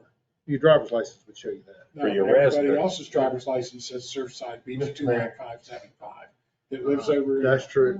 whatever. Mr. Mayor, That's true. You I have to know the think back streets. when we That's used to have passes, that was just for walk-ons. Welcome. I don't think that covered fishing. No, it didn't. But I mean, if you're gonna require or gonna offer a discount for somebody who's a resident, you're gonna have a way for them to show proof. Yes. And is whoever our tenant is in there that's gonna be, you know, charging on that. Yeah. What do they think about it? Because they have a dog in the fight too, if they're paying rent for space. Question I have, are you wanting all these things voted on tonight? Or are you want us to do each individual one? Or how do you want to work this? We're bringing recommendations. I guess you guys choose how you want to handle that. I mean, sure, we'd love to have everything wrapped up, but I understand if things, need more research, additional questions, so forth. We don't have any problem with that. What do you think, Rob? My opinion is that council digest this information this evening, choose on them a little bit, and then we can have Robert or the peer committee back if there's questions, and then potentially vote on it next meeting. That would be my recommendation, because there's questions from council and, you know, maybe some things that we can do a little research on. That would be my recommendation. And then the vote would be to vote on the package and not, you know, individual. So. I would be very comfortable. Mr. I Mayor. agree with that too, and I think. I think the individual items though are something that I think could be voted on. Yeah, I think we could probably vote on the 2023 season of operating hours. I doubt that's contentious because that's basically what we had. And I think what we were anticipating in the first place. I think, you know, as far as fishing fees, I think we need a little bit more information. Mm-hmm. And as far as Space D, I mean, I don't think there's any vote required there because it depends on what proposals we get. We have to evaluate the proposals. So, you know, I don't think we really need a vote there. So I think we can, And we're gonna we put could an clean up RFP out for 2/3 it of again this. anyway, so. Yeah, the Space D, we just wanted to get on record as saying we still Yeah. really strongly advocate for that. We understand that the whole process is still going on. And in your survey, that was a big deal too, wasn't it, for more restaurants out on the pier? Right, that's, we want to just keep reiterating that point, making sure that it's clear. We again, strongly advocate for that. Mr. Mayor. Yes. I also think we ought to make it simple as far as the fees, because somebody else is going to be collecting the fees. And you don't want to have to spend a lot of time. You're going on the pier, it's, you know, X number of dollars, and I'm not in favor of a lot of discounts because somebody's got to take care of that. And it just, the fee's the fee, and you want to fish, that's what it is. We can lower the price, but I just feel like that you need to make it simple for the person that's actually going to be doing the work. The only one that I can see that I really go along with is this 12 and under. If you had a paying adult with you, that would be free. I could get on board with that a whole lot. Yeah. But I'm sort of like Mr. Bill down there. Mr. Bill. My brain ain't working. This 50% discount, it will get to be a headache, I'm sure. But some of these things like the 12 and under with the paying adult would be fine with me. And we can always reevaluate it. Absolutely. I still think all residents- Where, veterans and first responders, and we feel that they should get it or whatever, we can always change that after we start. Understood. But the residents, I think, should get a 50% discount. They live here, they're full-time residents. Not that many people fish in a total full-time residents that are gonna be there every weekend to begin with, or every day. Very few, but they ought to be able to get some. Well, they'll probably have a yearly pass if they live here. They may, If if they fish a And lot. if they fish, If they yeah. fish a lot, but if they don't, then they get Yeah. a 50% discount. And that'd be the only discount besides the kids. The kids aren't fish free. That's just a gimme. It's like hunting. Mr. Mayor, I make a recommendation that we, for the 1923 hours from 7 a.m. to 11 p.m. Second. Any discussion on that before we vote? No. Sherry? Well, Mr. Mayor, I'd just like to amend what Paul said to what he really means. Is that he is making a motion to accept the recommendation for the 2023 hours from 7 a.m. to 11 p.m. Yeah, you said 18. Oh, God. I didn't catch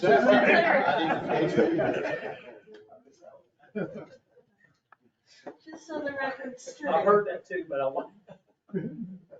Mr. Drake, Yes. Mr. Holder, Yes. Mrs. Keating, Yes.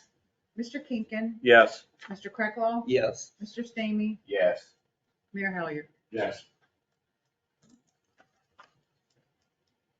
Mr. Mayor, I recommend that we wait. Make a motion. I make a motion, we wait till next meeting, look at the fees. I don't think we need a motion to vote on that. We can just, Well, do we need a motion if we want to entertain the 12 and under? Let's do the 12 and under. no, because I think we That's need part more of the fee. information Okay, about the perfect. fees That in needs to be general. all in one.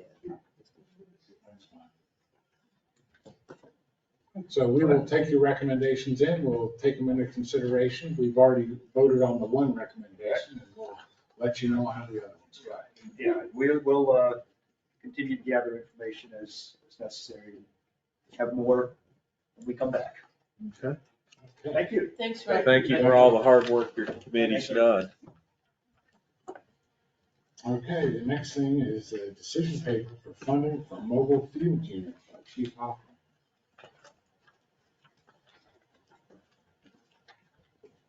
Thank you, Mr. Mayor, and council and citizens. My paperwork here, I'm trying to tear this up. Is that the last presentation? It is. Yes. Yeah, It we is, can, yes, we sir. can shut that down if you want to. I'm sure Captain Miller wants us ready to go home too. Oh. Coming up and doing that.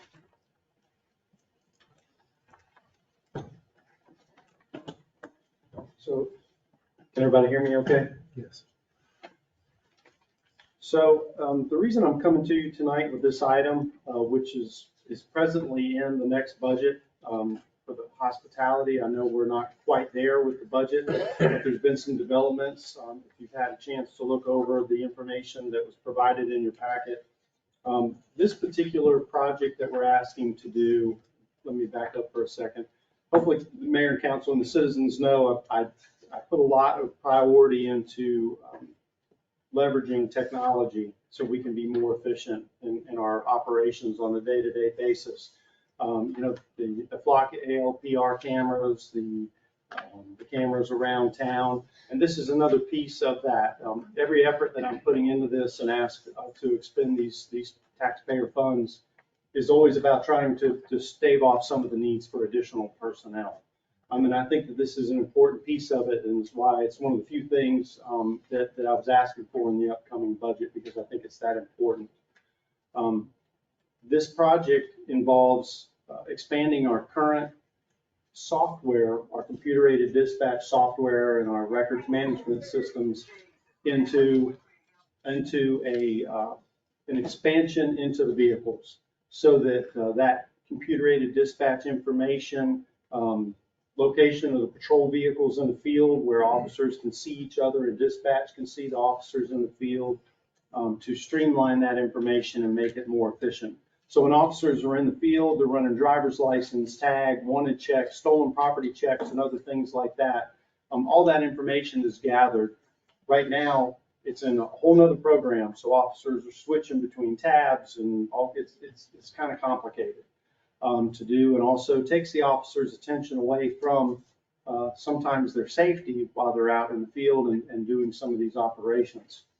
But this particular software is an extension of our current CAD and records management system software, which is Southern Software, which would really increase some of our efficiency in the field in these areas that I'm talking about.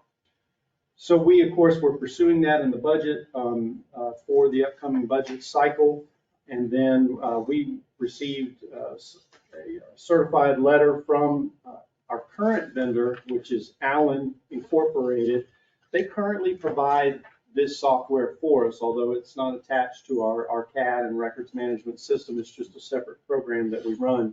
And that was in your packet, that they are going out of business. They gave us very short notice. They are closing on June 30th and have notified us that we will not have these services available on June 30th or on July 1. The biggest concern that I have as your police chief is that when this service is discontinued, we will not know where our officers are in the field. Dispatch will not know where those cars are. Fellow officers will not know where those cars are.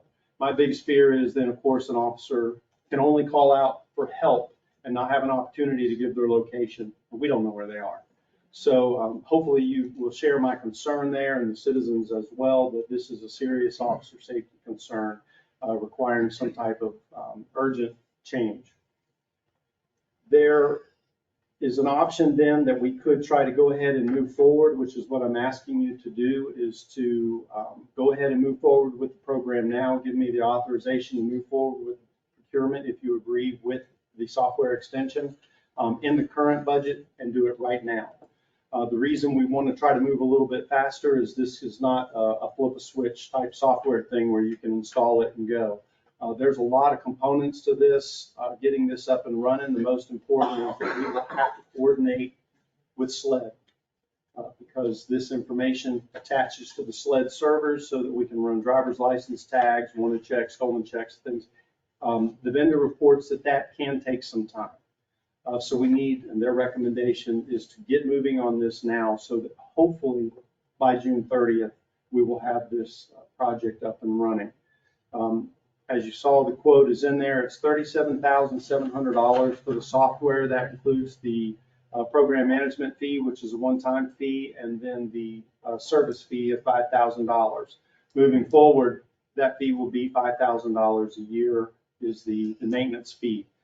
Presently with Allen, we pay $3,600 a year, so there is a $1,400 increase per year to move to this program. I think that it is definitely worth it to make that change. The streamlining of information where an officer is in the field and has run a driver's license or a tag on a vehicle that they have to stop, and that situation moves into a reportable incident for some reason, they will be able to immediately integrate that information into our records management system. It helps to get these fields completed. It's more accurate without transferring information.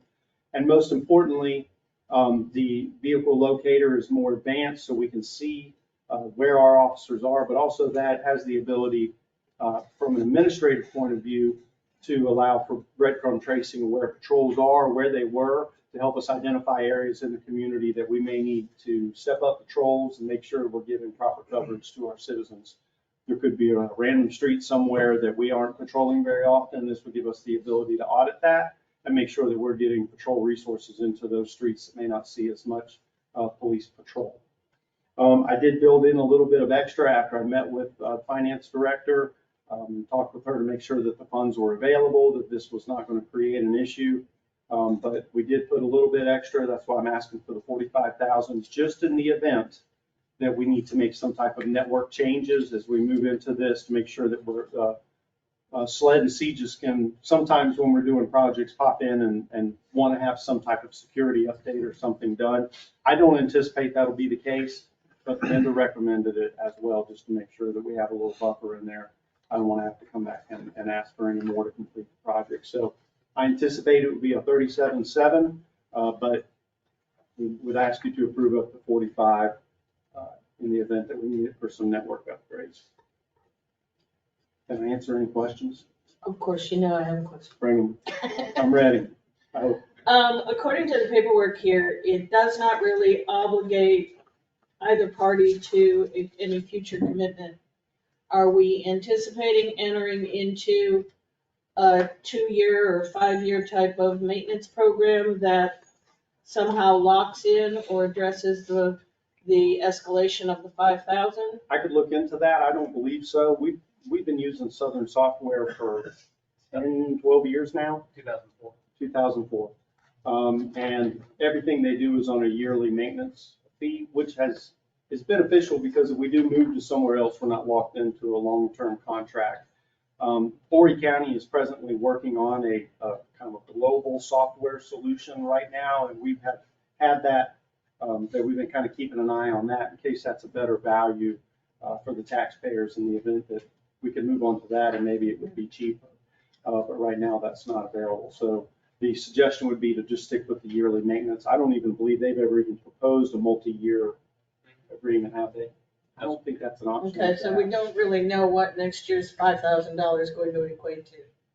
They have, Could be more. it could be, but they are pretty consistent year to year. We have seen very few increases over the years. Yeah, very stable. They're really good. I mean, we have been really, this is a good software vendor. They've been very good to us over the years. So, I mean, we're basically accepting a $1,500 increase to your budget. You know, we've got the 45 one-time charge that we will cover with hospitality tax, but we're looking at about $1,500, potentially more next year and every year thereafter as Yes. a result of this. That's correct. Yes, ma'am. Absolutely. Okay. Will they, Mr. Mayor, will they be an increase in IT, in the IT vendors? Will it cost more for any upgrades there or anything that you're gonna have to do then? Well, and that's why we built in this little extra one-time buffer in case we have to make some type of, we don't anticipate that this is gonna be a big lift on a regular basis. Because we already have all the software servers, these type of things are already running because we're already using the software. We're just adding a package onto our current one. Do you have any reason to believe there'll be a big increase in that with So your IT? computer equipment that you have right now will accept the new software Yes. without any upgrades? Right. Only if SLED came in and needed something, say a new switch or a firewall or something like that, but we're pretty confident that our existing infrastructure should be good. Our SLED compliance checks for our technology piece, we perform very well on that. So we don't anticipate any, but the vendor says that there has been in the past some things that just popped up that nobody expected. Anybody else have any questions? Thank you. Thank you. Mr. Mayor, I would like to make a motion to accept Chief Hoffman's recommendation to authorize $45,000 expenditure out of the 2022-2023 budgeted hospitality tax funds to procure the, what are you calling it? Computer-aided dispatch Mobile cat. software. Second. Any discussion before we vote? We're just moving it from next year to this year. Correct. Yeah. That's good. We got ones already. Mr. Drake, Yes. Mr. Holder, Yes. Mrs. Keating, Yes. Mr. Kinkin, Yes. Mr. Crecklaw, Yes. Mr. Stamey, Yes. Mayor Hellier. Yes. So that passed unanimously. Thank you. The next thing is 20-160, a resolution authorizing the mayor and town council to execute an American Rescue Plan Act, a stormwater infrastructure program agreement between the town and the Surfside Beach and the South Carolina Office of Resilience to fund a stormwater infrastructure improvement project that will mitigate the impact of future disasters. Thank you, Mayor. And again, I am just presenting resolution number 23-160 to accept the state grant for $750,000. And just to give council and our community some context for this resolution, Director John Adair applied for this grant, and the town was approved for an American Rescue Plan Act Stormwater Infrastructure Program grant for the Upper Myrtle and Magnolia Basin Drainage Project, which is also known as Phase 2. This is a state program, and it provides funding to complete approved stormwater infrastructure programs. The town does have some obligations related to acceptance of this grant, and they are, number one, we must take ownership and maintain the competitive drainage project. Number two, to validate the commitment of funds totaling $1,750,000 for the project, and to execute a recommended resolution to receive the grant. And really, this is what is being asked tonight. So that gives you a little context of what the resolution is about and why we need the council to accept the $750 grant, or $750,000 grant. Now, my question is that the project's gonna cost 1.750, and they're giving us 750. So the $1 million that we're gonna have to put in, do we have that in our stormwater plan? I don't think, we don't have to put $1 million in, I believe, for that. Well, It's a state. hasn't this phase 2 already begun? It has already begun. Yeah. From what, John Adair has told me, this has already begun. Mr. Mayor, we've already paid for engineering. It's not going to, state's not going to come back and require us to re-engineer what we've already done. Not that, it's not my understanding that it will. Okay. No, but the resolution says that it's 1,750. $1,750,000 is the cost of the project needed to complete the Upper Myrtle and Magnolia Basin Drainage Project, Phase 2. And if they're giving us 750,000, then we've got to come up with the $1 million, right? I have to check. I don't look at it that way. I think that I believe the state is coming up. I think the town is, the grant's for 750. I'm not sure if the town has to come up with the other $1 million. Based on what my understanding is, but based on how this. Yeah, it just says we Yeah. have to identify the funding sources We have to own for the the other drainage. $1 million. We have to own the drainage. For sure. It's our stormwater fee. That would be to me.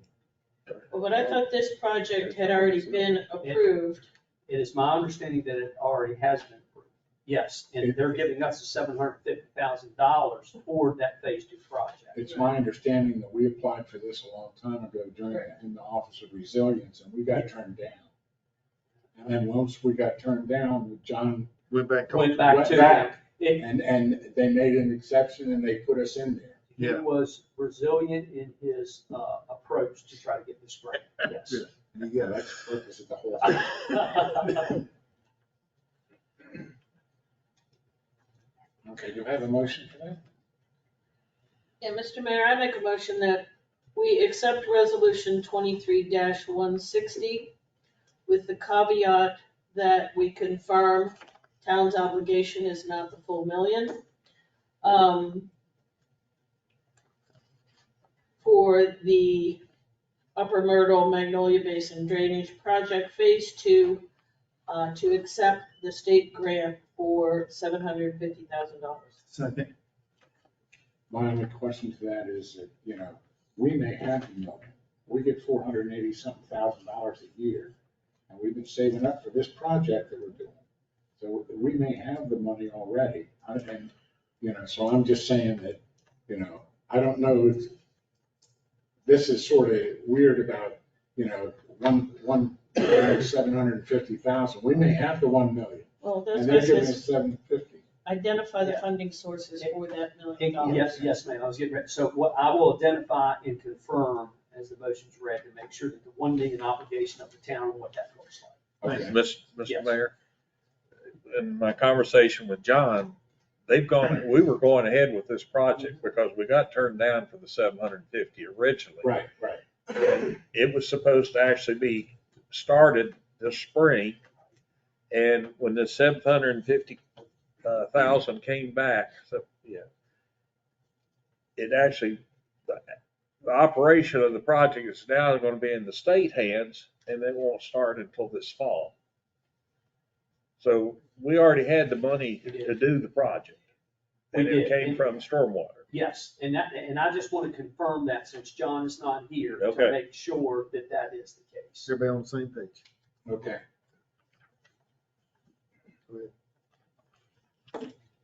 Mr. Drake, Yes.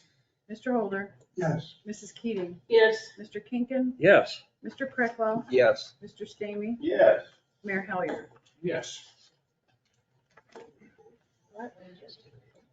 All right, the next thing on the agenda is for the first reading of ordinance 230955, authorizing and directing the town of Surfside Beach to enter into an intergovernmental agreement relating to the South Carolina Local Revenue Services to participate in one or more local revenue services programs, to execute and deliver one or more participant program supplements, and other matters hereto.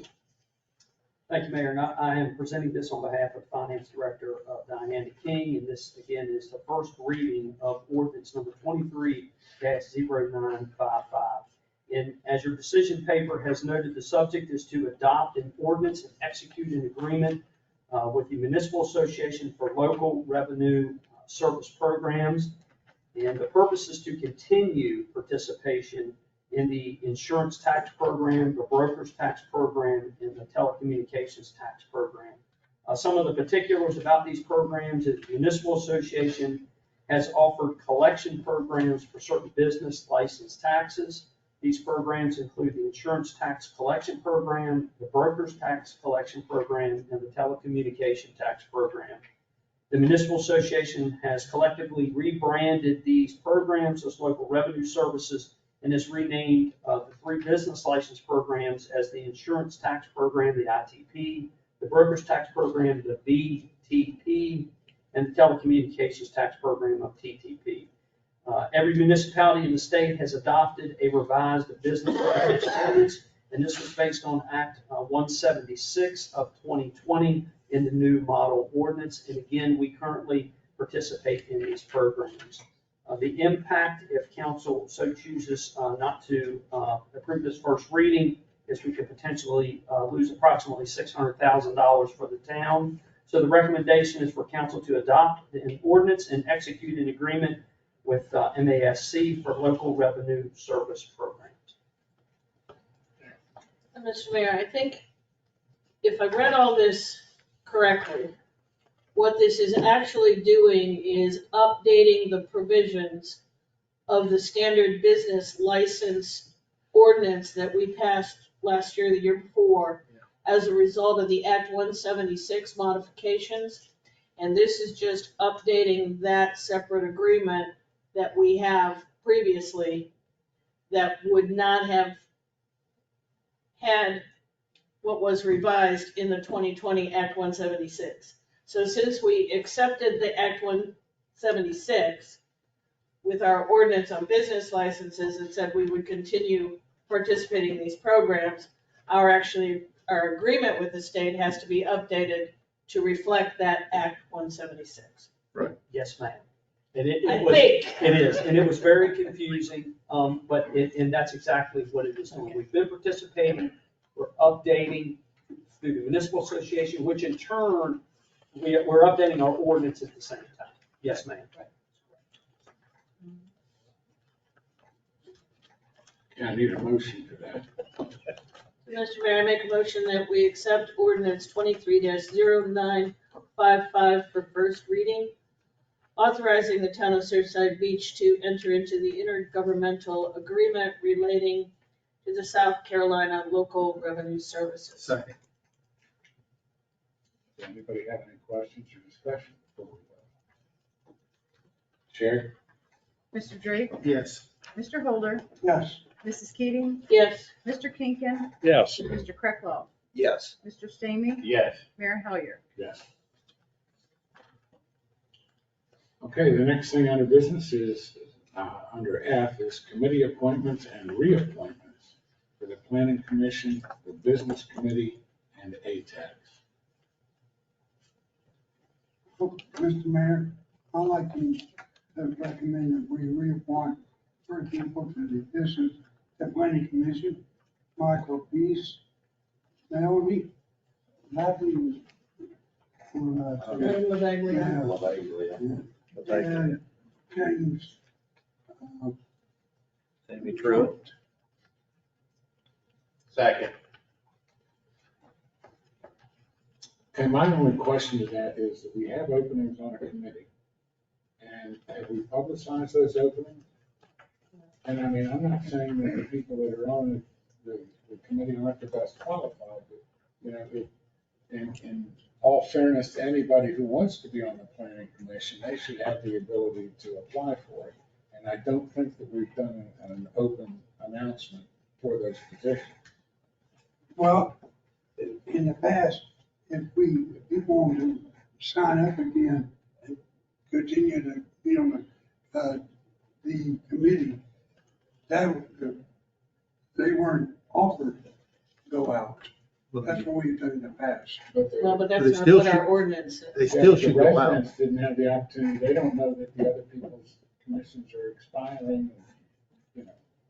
And like I said, I'm not saying that the people who are on the planning commission shouldn't carry on. I'm just saying that, you know, we have to be fair and transparent and open it up. Well, and I think our ordinance says that we will consider all applicants for vacant positions. And if a sitting committee member wishes to continue, that is, and a reappointment would be considered as part of those applicants. And I actually looked at it today. That is what it says. So I think we need to get out and publicize and promote what it means to be on the committees and see if we can drum up additional interest. Because we've gotten into a very lazy habit of saying, well, you're on the committee, so now you're there for life because we'll just continue to reappoint you. And we're not going to tell anybody that your term even expired. So I think we need to do a better job of getting out there and drumming up that interest of our residents to participate in some of these committees. Mr. Mayor, I also like to see Tabitha head up some of this in the advertising aspect of it. She does a great job of communicating on the Facebook and other avenues in the town's website. I think it would come very good coming through her. I agree, sir. In that case, I'd like to make an amendment to the motion that just says that we will open it up and we will be voting on the planning commission and their committee appointments, but after we've advertised. At least give it a, till the. Wait a minute, so we're not reappointing these three people? I'm not saying we're not reappointing. No, I'm saying today. Okay, I'm trying to understand the But motion. it's my understanding in asking about it that the commissions have not expired as of yet. It will be by the time we have our next Yeah. The next meeting? meeting. And this is the wrong time to change the horse. Right in the middle of I all mean, we're in the middle of the 10-year plan.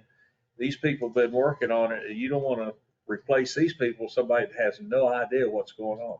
Because I was on that committee and I walked in the middle of stuff and it took me a couple of months, a lot of questions to get up to speed. And I think this is the wrong time. I don't disagree with what you're saying in a way, but this is the wrong time to stand on ceremony. I think these people need to, if they want to remain on the committee, I think we should need to move forward and keep them where they are moving forward on the planning, on the 10-year plan, because they're an integral part. And they're not also in the whole thing on the changes to Sandy Lane and on, this is 17. They've been working on that for 2 months now.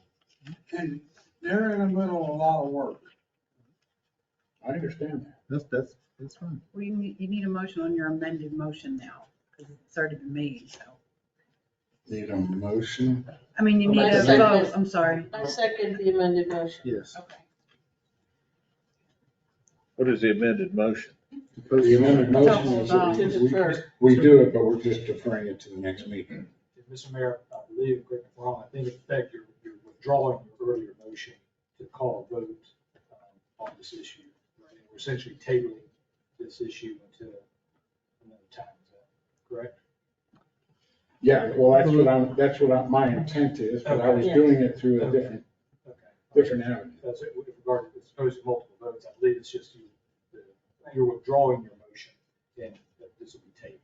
And He's the one that made the motion, so he ain't going to withdraw it. No, the motion earlier was made down there to go ahead by At a point. Holder to appoint them. Then the second motion would be not to do it, Defer that. defer it, and give Tabitha 2 weeks to work on this and get the information out to the residents of Surfside. So the motion to amend is on essentially tabling the first motion so that the time can pass for other applicants to come. So that while So we then have we an can open consider. position open, everybody gets the opportunity. Everybody gets an opportunity. to do it. And of course, when we talk about it, the people that are on the planning commission now that are doing the job and in the middle of the comprehensive plan, they're gonna get more,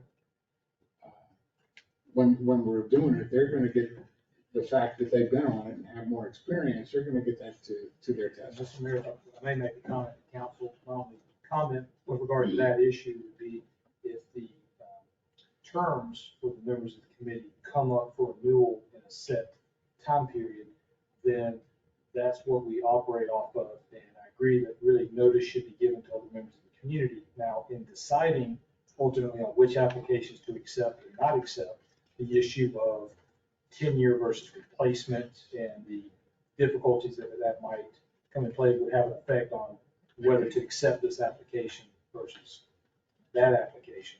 But if at all possible, if renewal comes up every year, every other year, then in The advance. renewal comes up every 4 years. Well, and I also think our ordinance talks about a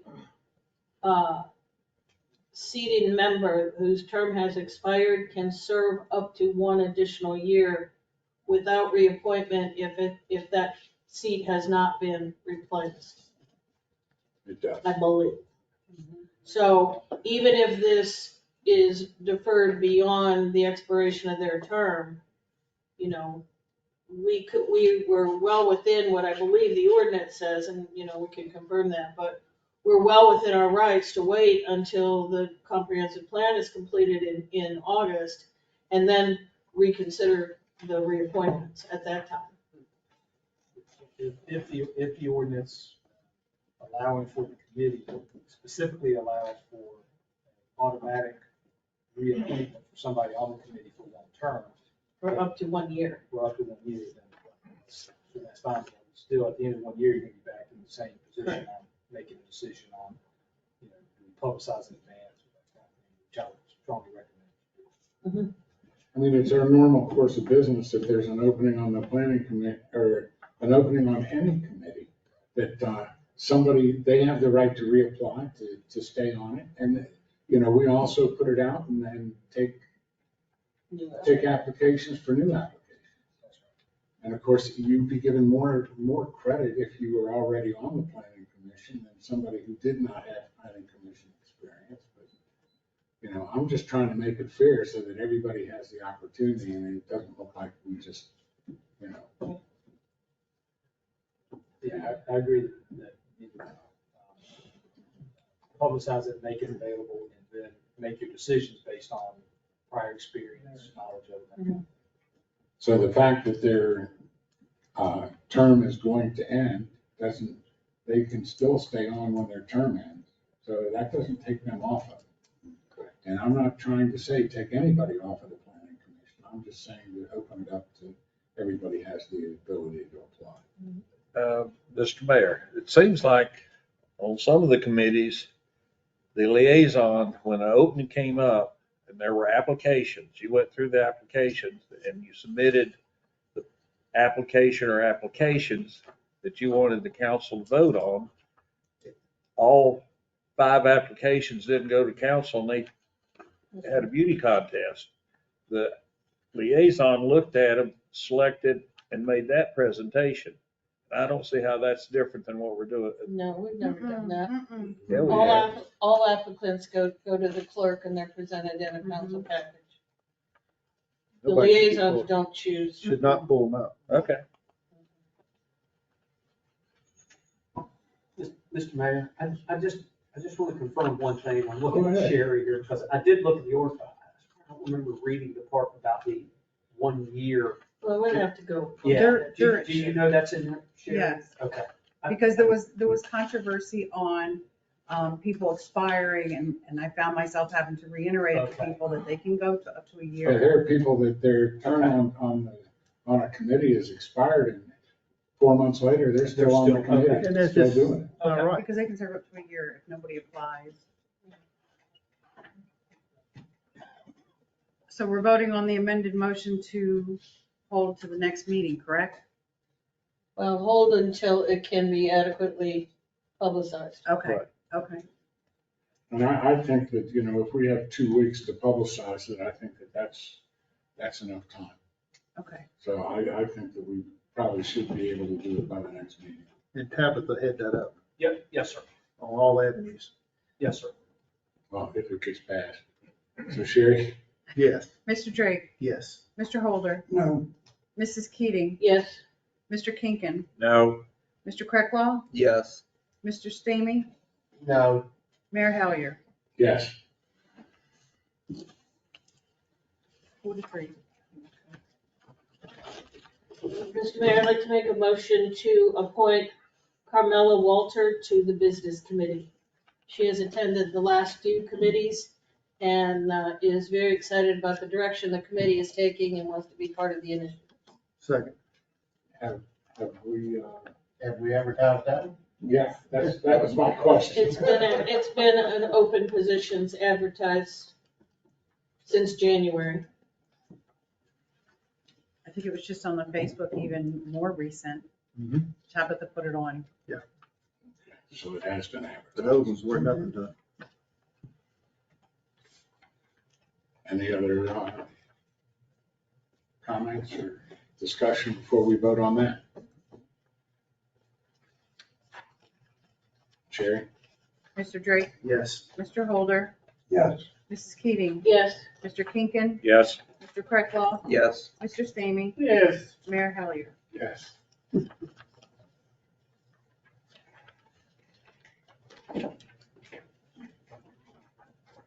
now we don't have any applicants for the ATEX, correct? we got, Yes, We you- have you Bill have- Faster. you have- Who's faster? Must have been attached here. I didn't see he's a that. member of it now. It was in your He's packet like with the planning reappointments. commission. He's been on there. Oh, yeah, here it is. Fair. I got it. Sorry. Can we advertise that? Yes. No, I think we should advertise that too. Yes. That's always advertised because it's never full. Tell you the truth. It's not. Unlike the planning commission, the ATAX requires certain things by the state on who needs to be on that committee. And he said, You need to have a real estate agent, you need to have somebody that's in hospitality, you need, right. someone that's in arts and crafts. It's pretty But when expensive. we advertise it, we need to spell all that out. So anybody looking at it can make a determination whether they qualify or not. Well, we are always lacking in the position for the all arts and cultural requirements for the Mhm. committee. We had someone, but she didn't feel she was adding much value to the way that the committee was being run. So, that's the role that we are always missing in that committee. So we really need to get out and promote and market getting someone on this committee in that role, because otherwise we're not in compliance with the state requirements. How many openings are there on the ATAX committee Well, at least that one I know of. Vern, do you know? No. I do That not. one, and I think another one vacant one. I believe So it would there be is two. Yes. But I don't know. right now? Okay. I need a motion to do whatever we're gonna do. We've already made it. He's reapplying. There's no difference between him and the others. Right. He wasn't named in the Reapply. last motion. Huh? He wasn't named in the last No, motion. nobody was named in. Nobody was named. Yeah, we don't have a motion on ATEX yet. so. Just No, extend no, it. no. He's saying we did the reappointments and there was a motion already, which is correct. But the reappointment motion specified Mr. Pesci, Ms. Longevia, and Mr. Truitt.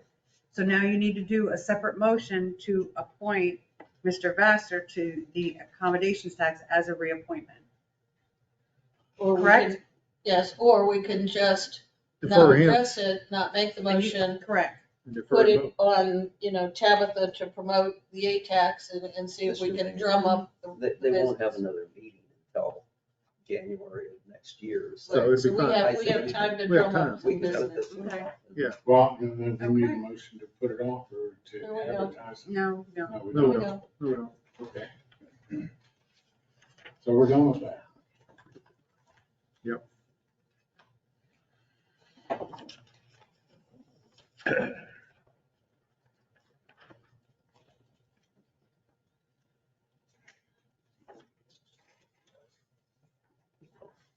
Okay, the next thing on the agenda is public comments, and these are public comments relating to town services or business conduct.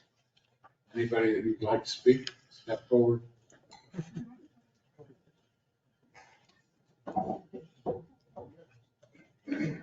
Good evening. Mayor Hilliard, Mayor Hilliard, Council, I just want to say thank you so much for doing the proclamation for lupus. 3 years ago, when everything pretty much in the world was shut down, there was no way to bring awareness for lupus. There was, they did not have the summit in Washington. It was nothing. And I approached Mayor Hilliard, Councilman Keaton, and Drake. They was like, oh no, we can do this. We can do a proclamation. And they did. We had it outside. I got cold chills thinking about it. Outside in front of the sign. Sherry did a beautiful sign on the one that lights up out there about lupus. And that was just the best thing. I will tell you, out of everybody, state, city, small towns, there was only 12 proclamations. There's usually over 5,000 proclamations during May. We were one of 12. I was so proud of us for that. And I just want to thank you so much as a mother of, I can't call her a child, someone with lupus. It's an everyday battle. She had so hoped she could be here this year because she didn't get to come last year. We are waiting to hear from a clinical trial at MUSC. If you don't know anything about lupus, please look it up, research it, go to LFA. MUSC, we are leading research. We are on the cutting edge of everything new that's coming out for lupus and treatment. Things that have not, they're the first ones to have a clinical trial for stem cell for lupus. They are now working on another one. And if that daggone war in Ukraine will stop, they have, Israel is involved with it, with MUSC, and they have a sister hospital over there. So the war is holding it up. It was supposed to be here in April. Keep your fingers crossed that come June, because she may qualify for it again. Tomorrow is POP, put on purple for lupus. So if y'all put on purple, or if you decorate with purple, please take a picture and do hashtag kick lupus, or you can go to Barbie Manchester Kicking Lupus. Our attorney, if you have a purple shirt or purple tie, I will send all this to LFA. If you guys will wear something purple, they do a video every year. And again, our family, we love this place, and our family cannot thank y'all enough for supporting her. It's very difficult. And right now, I know she would love to be here. She's going for another infusion Wednesday. And these are not working really well, but my Barbie's a fighter. So I invite all y'all to read her story and look it up on there. And please, if you have anything purple, put a ribbon around your dog's neck and hashtag kick lupus or put it on Barbie's page. And if anybody, I know you said about the purple ribbons, I will be happy to make purple ribbons. If you put it on Barbie's page and say, I want one, tell me how to get it to you, and I'll get you a purple ribbon for your door, your mailbox, whatever you want. But thank you so much. because that was really special when the world was closed down. Surfside was making a proclamation for lupus. That's in one of the older videos that the LFA uses. So thank y'all so much. Now, I don't know, and I haven't seen it this year, but they did light up the palm trees on Surfside Drive. I know, I gotta call John. We also lit up the Ferris wheel in. Myrtle Beach. Skywheel in Myrtle Beach, yeah. We're a little slack this year, so Yes. it means a lot. You're welcome. Public comments? Yes, sir. Thank you, Mr. Mayor. Thank you, council members, for allowing me to speak for 5 minutes. My name's Bobby Monroe, and I'm out of, I live in North Myrtle Beach. The company's out of North Carolina, and I represent HTL companies. And what we do is across the country, it's called a revenue enhancement program. And what we do is we find businesses coming into Surfside without a business license, and we report those back to the city every month. We're currently with about 75 cities in South Carolina. It's all performance based, which means if we don't perform and we don't find the revenue, and you don't get paid first, we never get paid. And we're all around you guys. Georgetown, Conway, Goose Creek, Columbia, Aiken. I could go on and on, the 75 cities.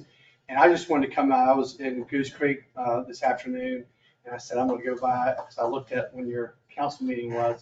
I just want to come by and introduce myself, let you know what we do. And I'd love to get on the agenda to come back in and do a presentation. It only takes me about 10 or 15 minutes, but it is a program that, is nationwide and is very alive here in South Carolina. But what we do every week, every month, we will provide you with between 10 and 30 new businesses that we discover that are coming into Surfside without a business license and are leaving and never paying their fair share. It has nothing to do with your brick and mortar. We know that those are in compliance, but the ones that are coming in from out of state, the ones that are coming into Surfside are the same ones that are going to Goose Creek, Conway, Columbia, and all the other cities across the state. But it is a big, big revenue generator. But more importantly, it gets those businesses that have been coming in here for 10, 20, even over 50 years and never paying a business license. And we know who those are. We can't flip on the switch until you guys say, yeah, we want to do this. But unless you get paid first, we never get paid. And we've never had a city to leave us once they come on board, because we generate revenue every month and we build that business license, that portfolio every year. The longest clients that we've had in South Carolina are Aiken, North Augusta, and Lexington and Gaffney. And my brain goes dead every now and then. But they've been with us now for about 12, 13 years. And we still find for them 10 to 30 new businesses every year.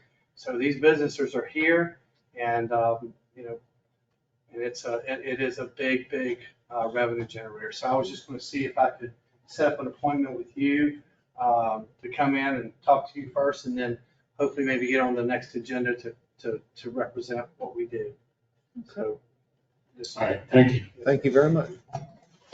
Mr. Mayor, can I make a motion to suspend Robert's rules to provide some feedback to that comment? Wait, don't leave yet. Don't leave yet. Go ahead. Second. We have a card too. Thank Second you. her motion. She made a motion to suspend Robert's rule of order. Just so I can respond. Okay. We need to vote on that? Yes. All in favor? Aye. Opposed? Okay, I just wanted to respond that we have a business committee. I happen to be the liaison, and I see one of our members here. And one of their initiatives, it's not quite talking about our remote businesses coming in and business licenses, but they're also addressing some of our brick and mortars that don't have business licenses. Right. So I would also invite you, not only meeting with Rob, but also meeting with Tom Banish, who is the chairman of the business committee. And his contact, I don't have his well, I might have his phone number, but his contact information should be on our webpage under the business committee. Right. But it's probably something that he could also be interested in, because we're on a bit of an initiative to help promote businesses in Surfside, become more business friendly, and get some of those companies from the outside that are coming in, getting them in and getting them in, following the processes as well. So I think there's some dynamic and some synergy that may be had if you include Tom in your discussions. Absolutely.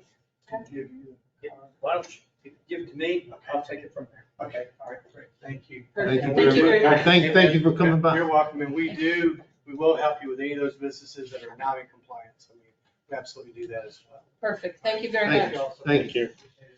Now, we're gonna be having allegedly gonna be having an executive session here shortly, so I'm gonna let the town council do their comments and discussion. We'll start out on Mr. Drake. You be first. I'd like to thank everybody for coming out tonight, and again, Kenny for his recommendations for the additional stuff for the police department. Mr. Mayor, that's public comments? Oh, we have more public comments? I didn't see you step up. Okay. Well, go ahead. You Go ahead. Go ahead. We'll come back. Okay. I am Robert Kraus from 4th Avenue North, and I just lost my comments here. Okay, I don't know if it's next to that computer or what. That's not good.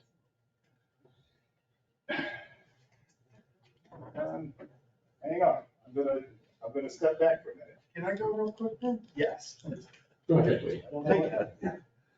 So good, because I segued right after our liaison spoke. I'm Lee Zulanch, Benjamin's Bakery, Poplar and 3rd Avenue.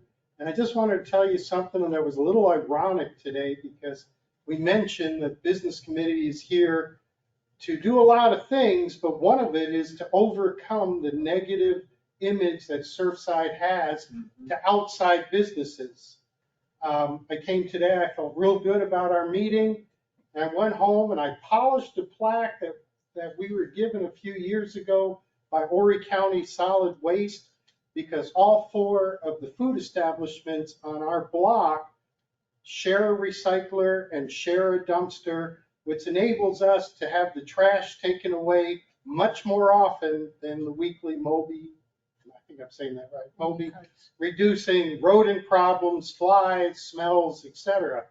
But what I found on my desk was a notice that I violated having our dumpster not having a corral.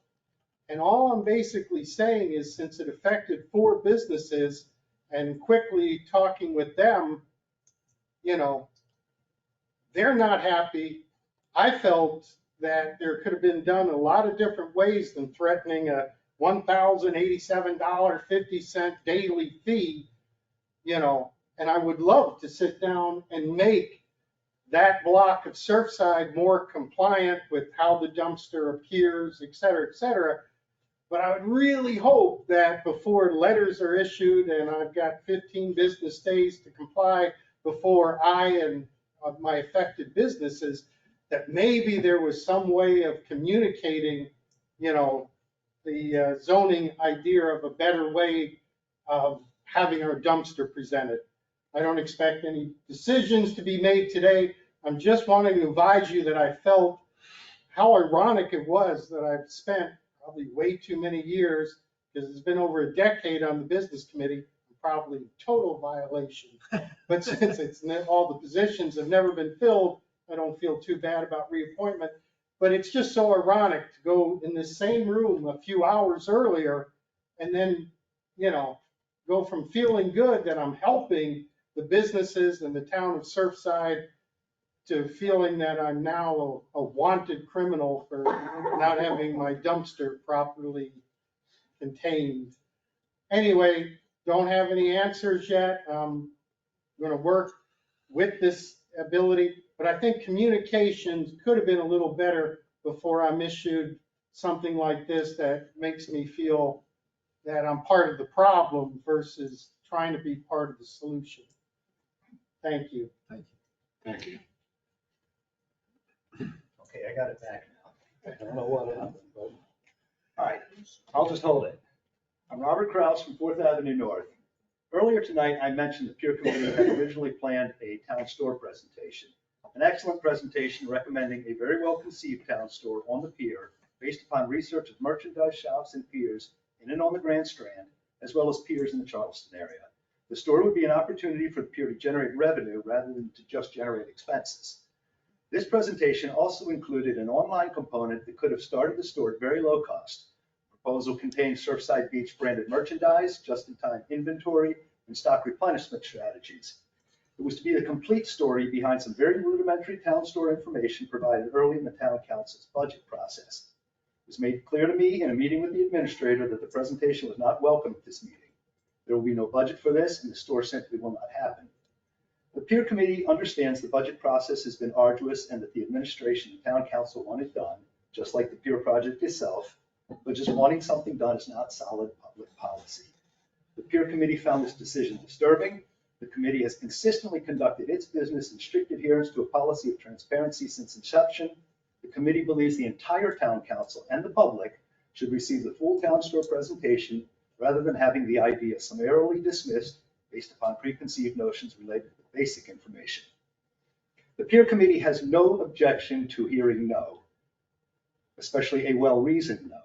What is objectionable is being prevented from even bringing recommendations to the entire council that created the committee. The committee understands that it is not entitled to time on any particular town council agenda, but what purpose does a committee serve if it cannot present its recommendations? Equally as discouraging has been the lack of progress on several ideas previously submitted and affirmed by town council. Things such as specific tenants and leases for the various buildings, the photo op arch, various games and amusements on and around the pier. Similarly, long delays in full responses to multiple questions raised during Pier Committee research have created consternation and frustration within the committee. The committee has heard the town does not have staff to work on all these items in addition to handling daily tasks. In that case, the Pier Committee can only conclude that these circumstances will not be remedied, and therefore these ideas will likely never be implemented, at least not to their full potential. The Pier Committee has worked diligently and conscientiously to develop a world-class pier, something that would be a true destination spot, not just on the Grand Strand, but on the East Coast. But the committee has not yet seen a shared vision and resolve within town council and/or administration to pursue these items to fruition. The committee really would like to work hand in hand with town council and the administration. It's been my honor, privilege, and pleasure to serve as the Pier Committee chair. I won't mention anyone by name, but our original vice chair is a retail, marketing, and public relations genius, but she left to pursue a job within the town administration. Our current vice chair also brings tremendous retail, recreation event, and social media expertise. Our secretary has been an excellent documentarian, flawlessly executing committee minutes and leading on all presentation material, as well as being a first-class financial analyst. Our final member is a dogged and thorough researcher with outstanding grasp of the law, whether issues are federal, state, or local. The Pier Committee believes the town has largely squandered the talents and efforts of these individuals. With that in mind, I'm disappointed to announce that I've had to accept the resignation of the committee secretary, whose efforts, wisdom, and abilities have been superlative and absolutely invaluable to our work. Plainly put, he is no longer interested in volunteering due to messaging that we shouldn't discuss frustration points in our meetings, being directed to focus on narrow objectives such as grand opening plans when there are obvious gaps or no plans in other areas that may present a problem in the future, having no action come from several previous town council votes, and having our presentation altered to prevent council from being able to make informed decisions. The actual resignation email will be forwarded by me immediately after this meeting to the mayor, the entire town council, the administrator, and the clerk. The three remaining members intend to continue to work together in an attempt to reduce the pier the public said it wanted from the very first pier survey. Time, Mr. Mayor. Okay, I got 425. Okay. Thank you. I want some time back because I got to find my place here. Sherry controls the time. Yeah. I'm at 4:38 now. I locked up. Okay, I'm cut off.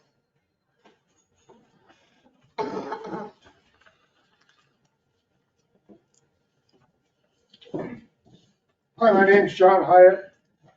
I live at 515 Lakeshore Drive, Surfside Beach. I'm a member of the Pier Committee. The town council appointed the Pier Committee and gave it a broad charter. Initially, when I came, I just thought I was going to be approving businesses on the pier. But I found through reading the charter and listening to people around the committee that our responsibilities were for almost everything that impinged on the pier. I believe that we approached our work in a responsible fashion. We conducted surveys to find out what the townsfolk wanted. We also did voluminous research and sought the expertise of others, subject matter experts at the town, local, and federal level, those with vast experiences running piers and businesses on those piers, and other interested parties.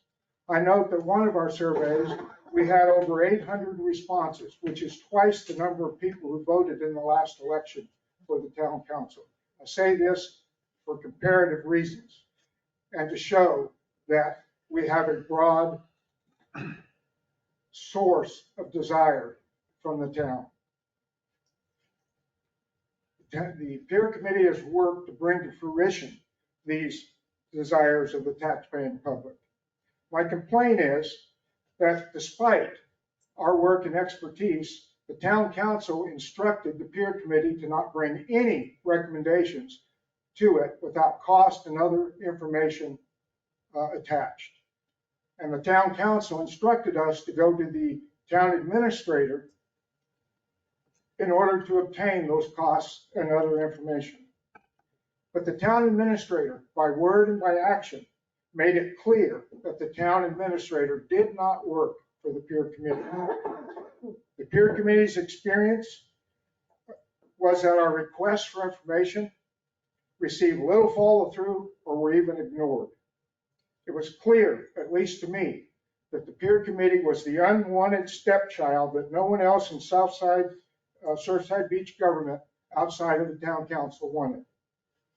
Our recommendations were often substantially altered or you didn't get it. Yet the Pier Committee had developed information that supported those recommendations. The town administrator had not done that footwork. I want to make it clear, however, I am not here to impugn any town administrator. The problem is having to work through the town administrator. That's the problem that I'm seeking to address. I'm not trying to cast dispersion on any town administrator. Our recommendations were often substantially altered or even gutted. Yet it was the Pier Committee that had developed the information that supported those recommendations. The result was that the town council was deprived of the knowledge that was developed by the Pier Committee, which was actually the reason for our existence. I was long taught if I complain, I must present a solution, and I have a simple one. Place on the town council agenda a spot for a report from the Pier Committee chair. It's standard practice for committees to report directly to their appointing bodies. By doing this, voted recommendations voted out of our committee will go directly to the town council, along with supporting information. Debate can then occur in this forum, in front of this town and its representatives. Pier Committee recommendations should come here to advance or die, not in a town hall back room. If the town council wants to advance a recommendation, it can reassign it to the Pier Committee for more work. And that takes the workload away from the town administrator. Or it can assign it to the town administrator, because after all, the town administrator does work for the town council. In summary, the town council appointed the Pier Committee in order to benefit the knowledge that we developed. Roadblocks have stymied that mission. An agenda item for the Pier Committee chair to make a report would solve that problem, and along with it would end an awful lot of frustration. Thank you. Are there any other public comments?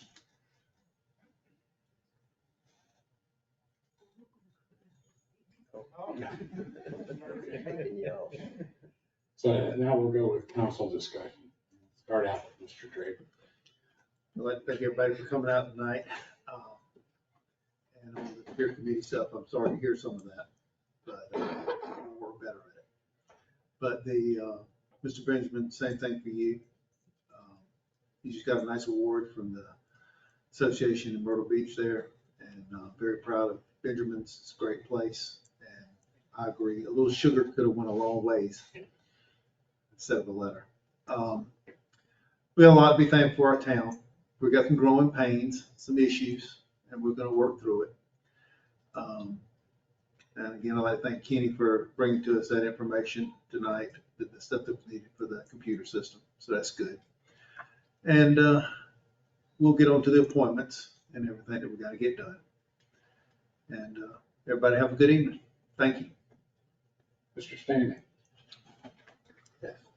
Thanks for everybody coming out and to the peer committee. I've been to a lot of y'all's meetings. I know y'all put in a lot of work. And I'm sorry that this has happened to you. I'm sorry that we had an administrator that did not follow up that he should have. I hope Rob has been more forward with us. I would like to see some of the recommendations brought right straight to council instead of being forwarded through the town hall. Maybe that's a solution that we as council need to work on. And to Benjamin's, I'm sorry that's happened. I don't know. There ought to be a better way. Our town seems to have this thing of turning on people. Just for the least little thing that we do. I don't like it. There's some departments that I think could have a lot of work, a lot of help. And I've been trying to voice my opinion about it. And I hope that we resolve some of these issues that's happening. This is what this small town is all about, is togetherness. And to y'all on the peer committee, I know how hard y'all work. I know because I come to y'all's meeting. I'm saying that. Thanks. All right, Mr. Kinkin. I want to thank people for coming out and tuning in. I've also attended quite a few of the peer committees meetings and have asked on a couple occasions that we have a presentation. I found out that we don't absolutely have to have a store on the pier to sell our merchandise. It won't cost us a thing. But does everybody on council know that? No. And those are the kind of things that they have discovered with the talent on that committee, which is amazing, and have not presented to us. They had a lot of good ideas. They had to fight uphill. If they bring something up and the first answer they got no, and then they couldn't justify the no. And this has been going on way too long. So I am more receptive to having a presentation by the committee. Lee, what you went through, other people unfortunately have gone through, and it's not like they can't find you. They know exactly where you are. If there was a problem, they should have picked up the phone instead of sending you a letter. Let you know ahead of time what needs to be done, and they still need to do that. So I'm sorry that it has transpired. It just gives the town a bad name, and it wouldn't have taken a few minutes to drive over and just talk to you or pick up the phone and call. I do think we live in a great town. I think we continue to strive to do better. And I'm looking forward to the years ahead. So thank you for coming out and hope to see you here. Oh, don't forget that we're having the public hearing on the budget on the 23rd, 6:30. Please come, voice your opinion. We need to hear from you. And with that said, I wish you all a good night and hope to see you here in 2 weeks. Thank you. Mr. Holder. I'd like to thank everybody for coming out tonight. I'd like to first recognize Lee here and Benjamin for the award he just got. That's great. And you're a big part of our neighborhood. And it's, you know, it's always, I go to Benjamin every week, so I know. So it's, I hate what did you kind of notice, but I'm sure it would be handled. And also I'd like to welcome our new attorney here tonight. It's good to see him and have him part of the group, and look forward to working with you in the future. And I think we've had a pretty good sized meeting already tonight. Got more coming, but it's always good to hear good things about Surfside.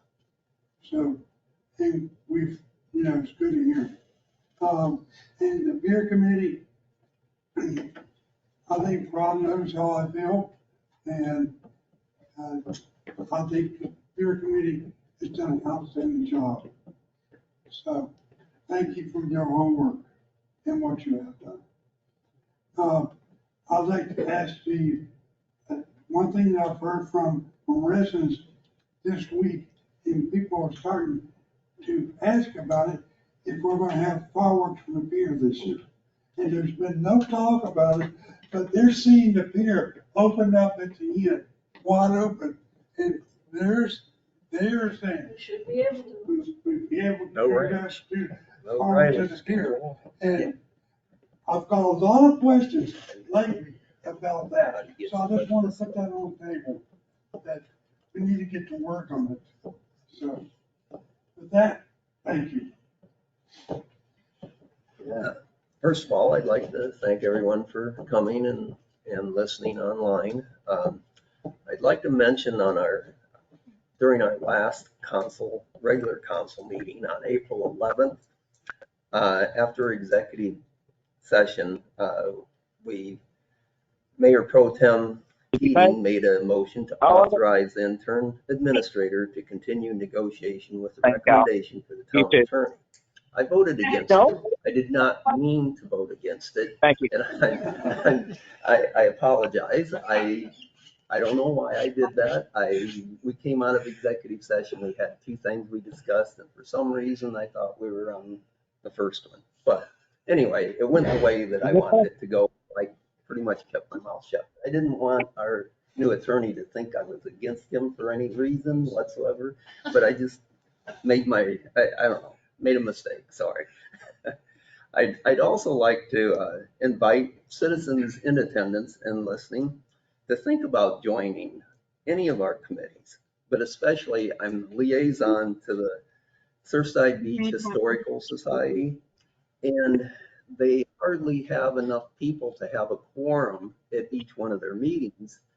And if you have any desire to, I don't know, in historical things, please come to one of their meetings. It's the first Thursday of each month at 5:30 p.m.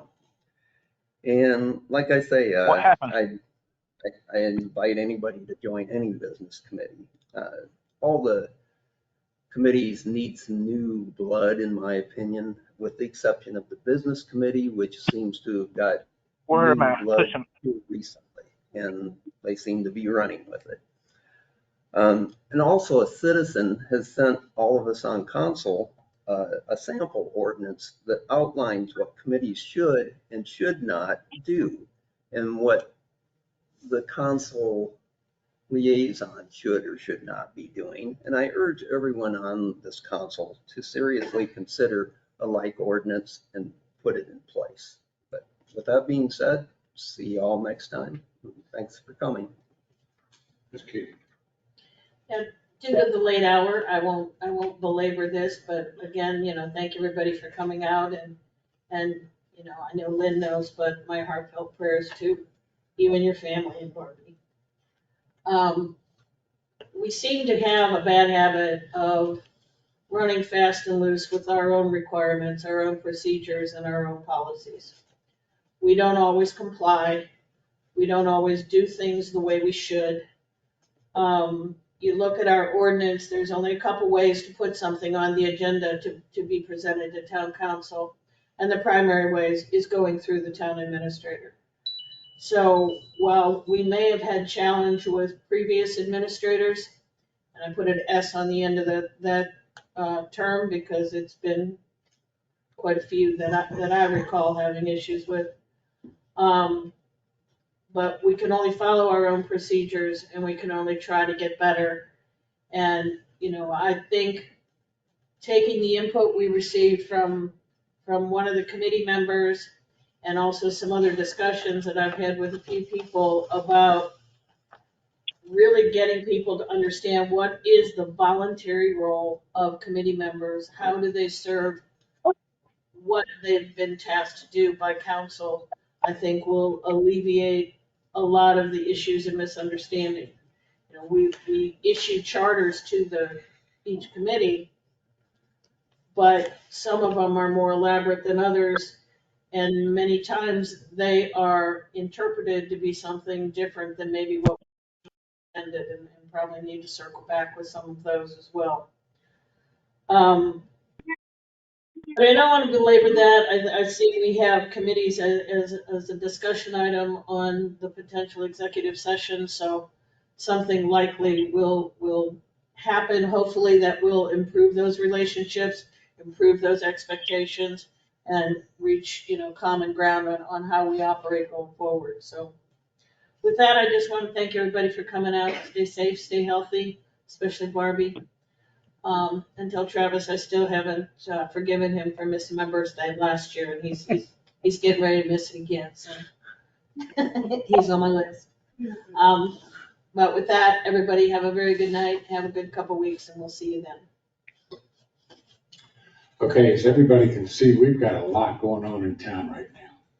And Lee, I want to thank you for the work that you've done and getting the Volunteer of the Year from the Myrtle Beach Chamber of Commerce is right. And, last week we had the Arbor Day, and Lee put up and gave everybody coffee and donuts, on his own thing. So he supports our town, and I think our town needs to support you too. So I'm going to ask the town administrator on your complaint to just take a look at it, and we'll see what we can do. And I'm sure there's a resolution to whatever we have. But you've been a good shepherd of the town, and we hope that you remain that way. As far as the different committees, I think that we need to set some structure and set some things that we need to do. And we'll be discussing that in executive session this evening. And with that, we've got a lot going on, and maybe we will have fireworks on up here. Maybe we won't. So we'll let you know. We'll let you guys know sooner. And with that, I need a motion for executive session. Mr. Mayor, I make a motion to enter into an executive session in accordance with the Freedom of Information Act, Section 30-470A, 1, for discussion of potential employment, appointments, compensation, promotion, demotion, discipline, or release of an employee, as well as Section 30-470A2, for a discussion of negotiations on pending contractual arrangements. Do I have a second? Second. All those in favor? Aye. And with that, this meeting is adjourned. We're going into executive session. For anybody who wants to wait, any motions that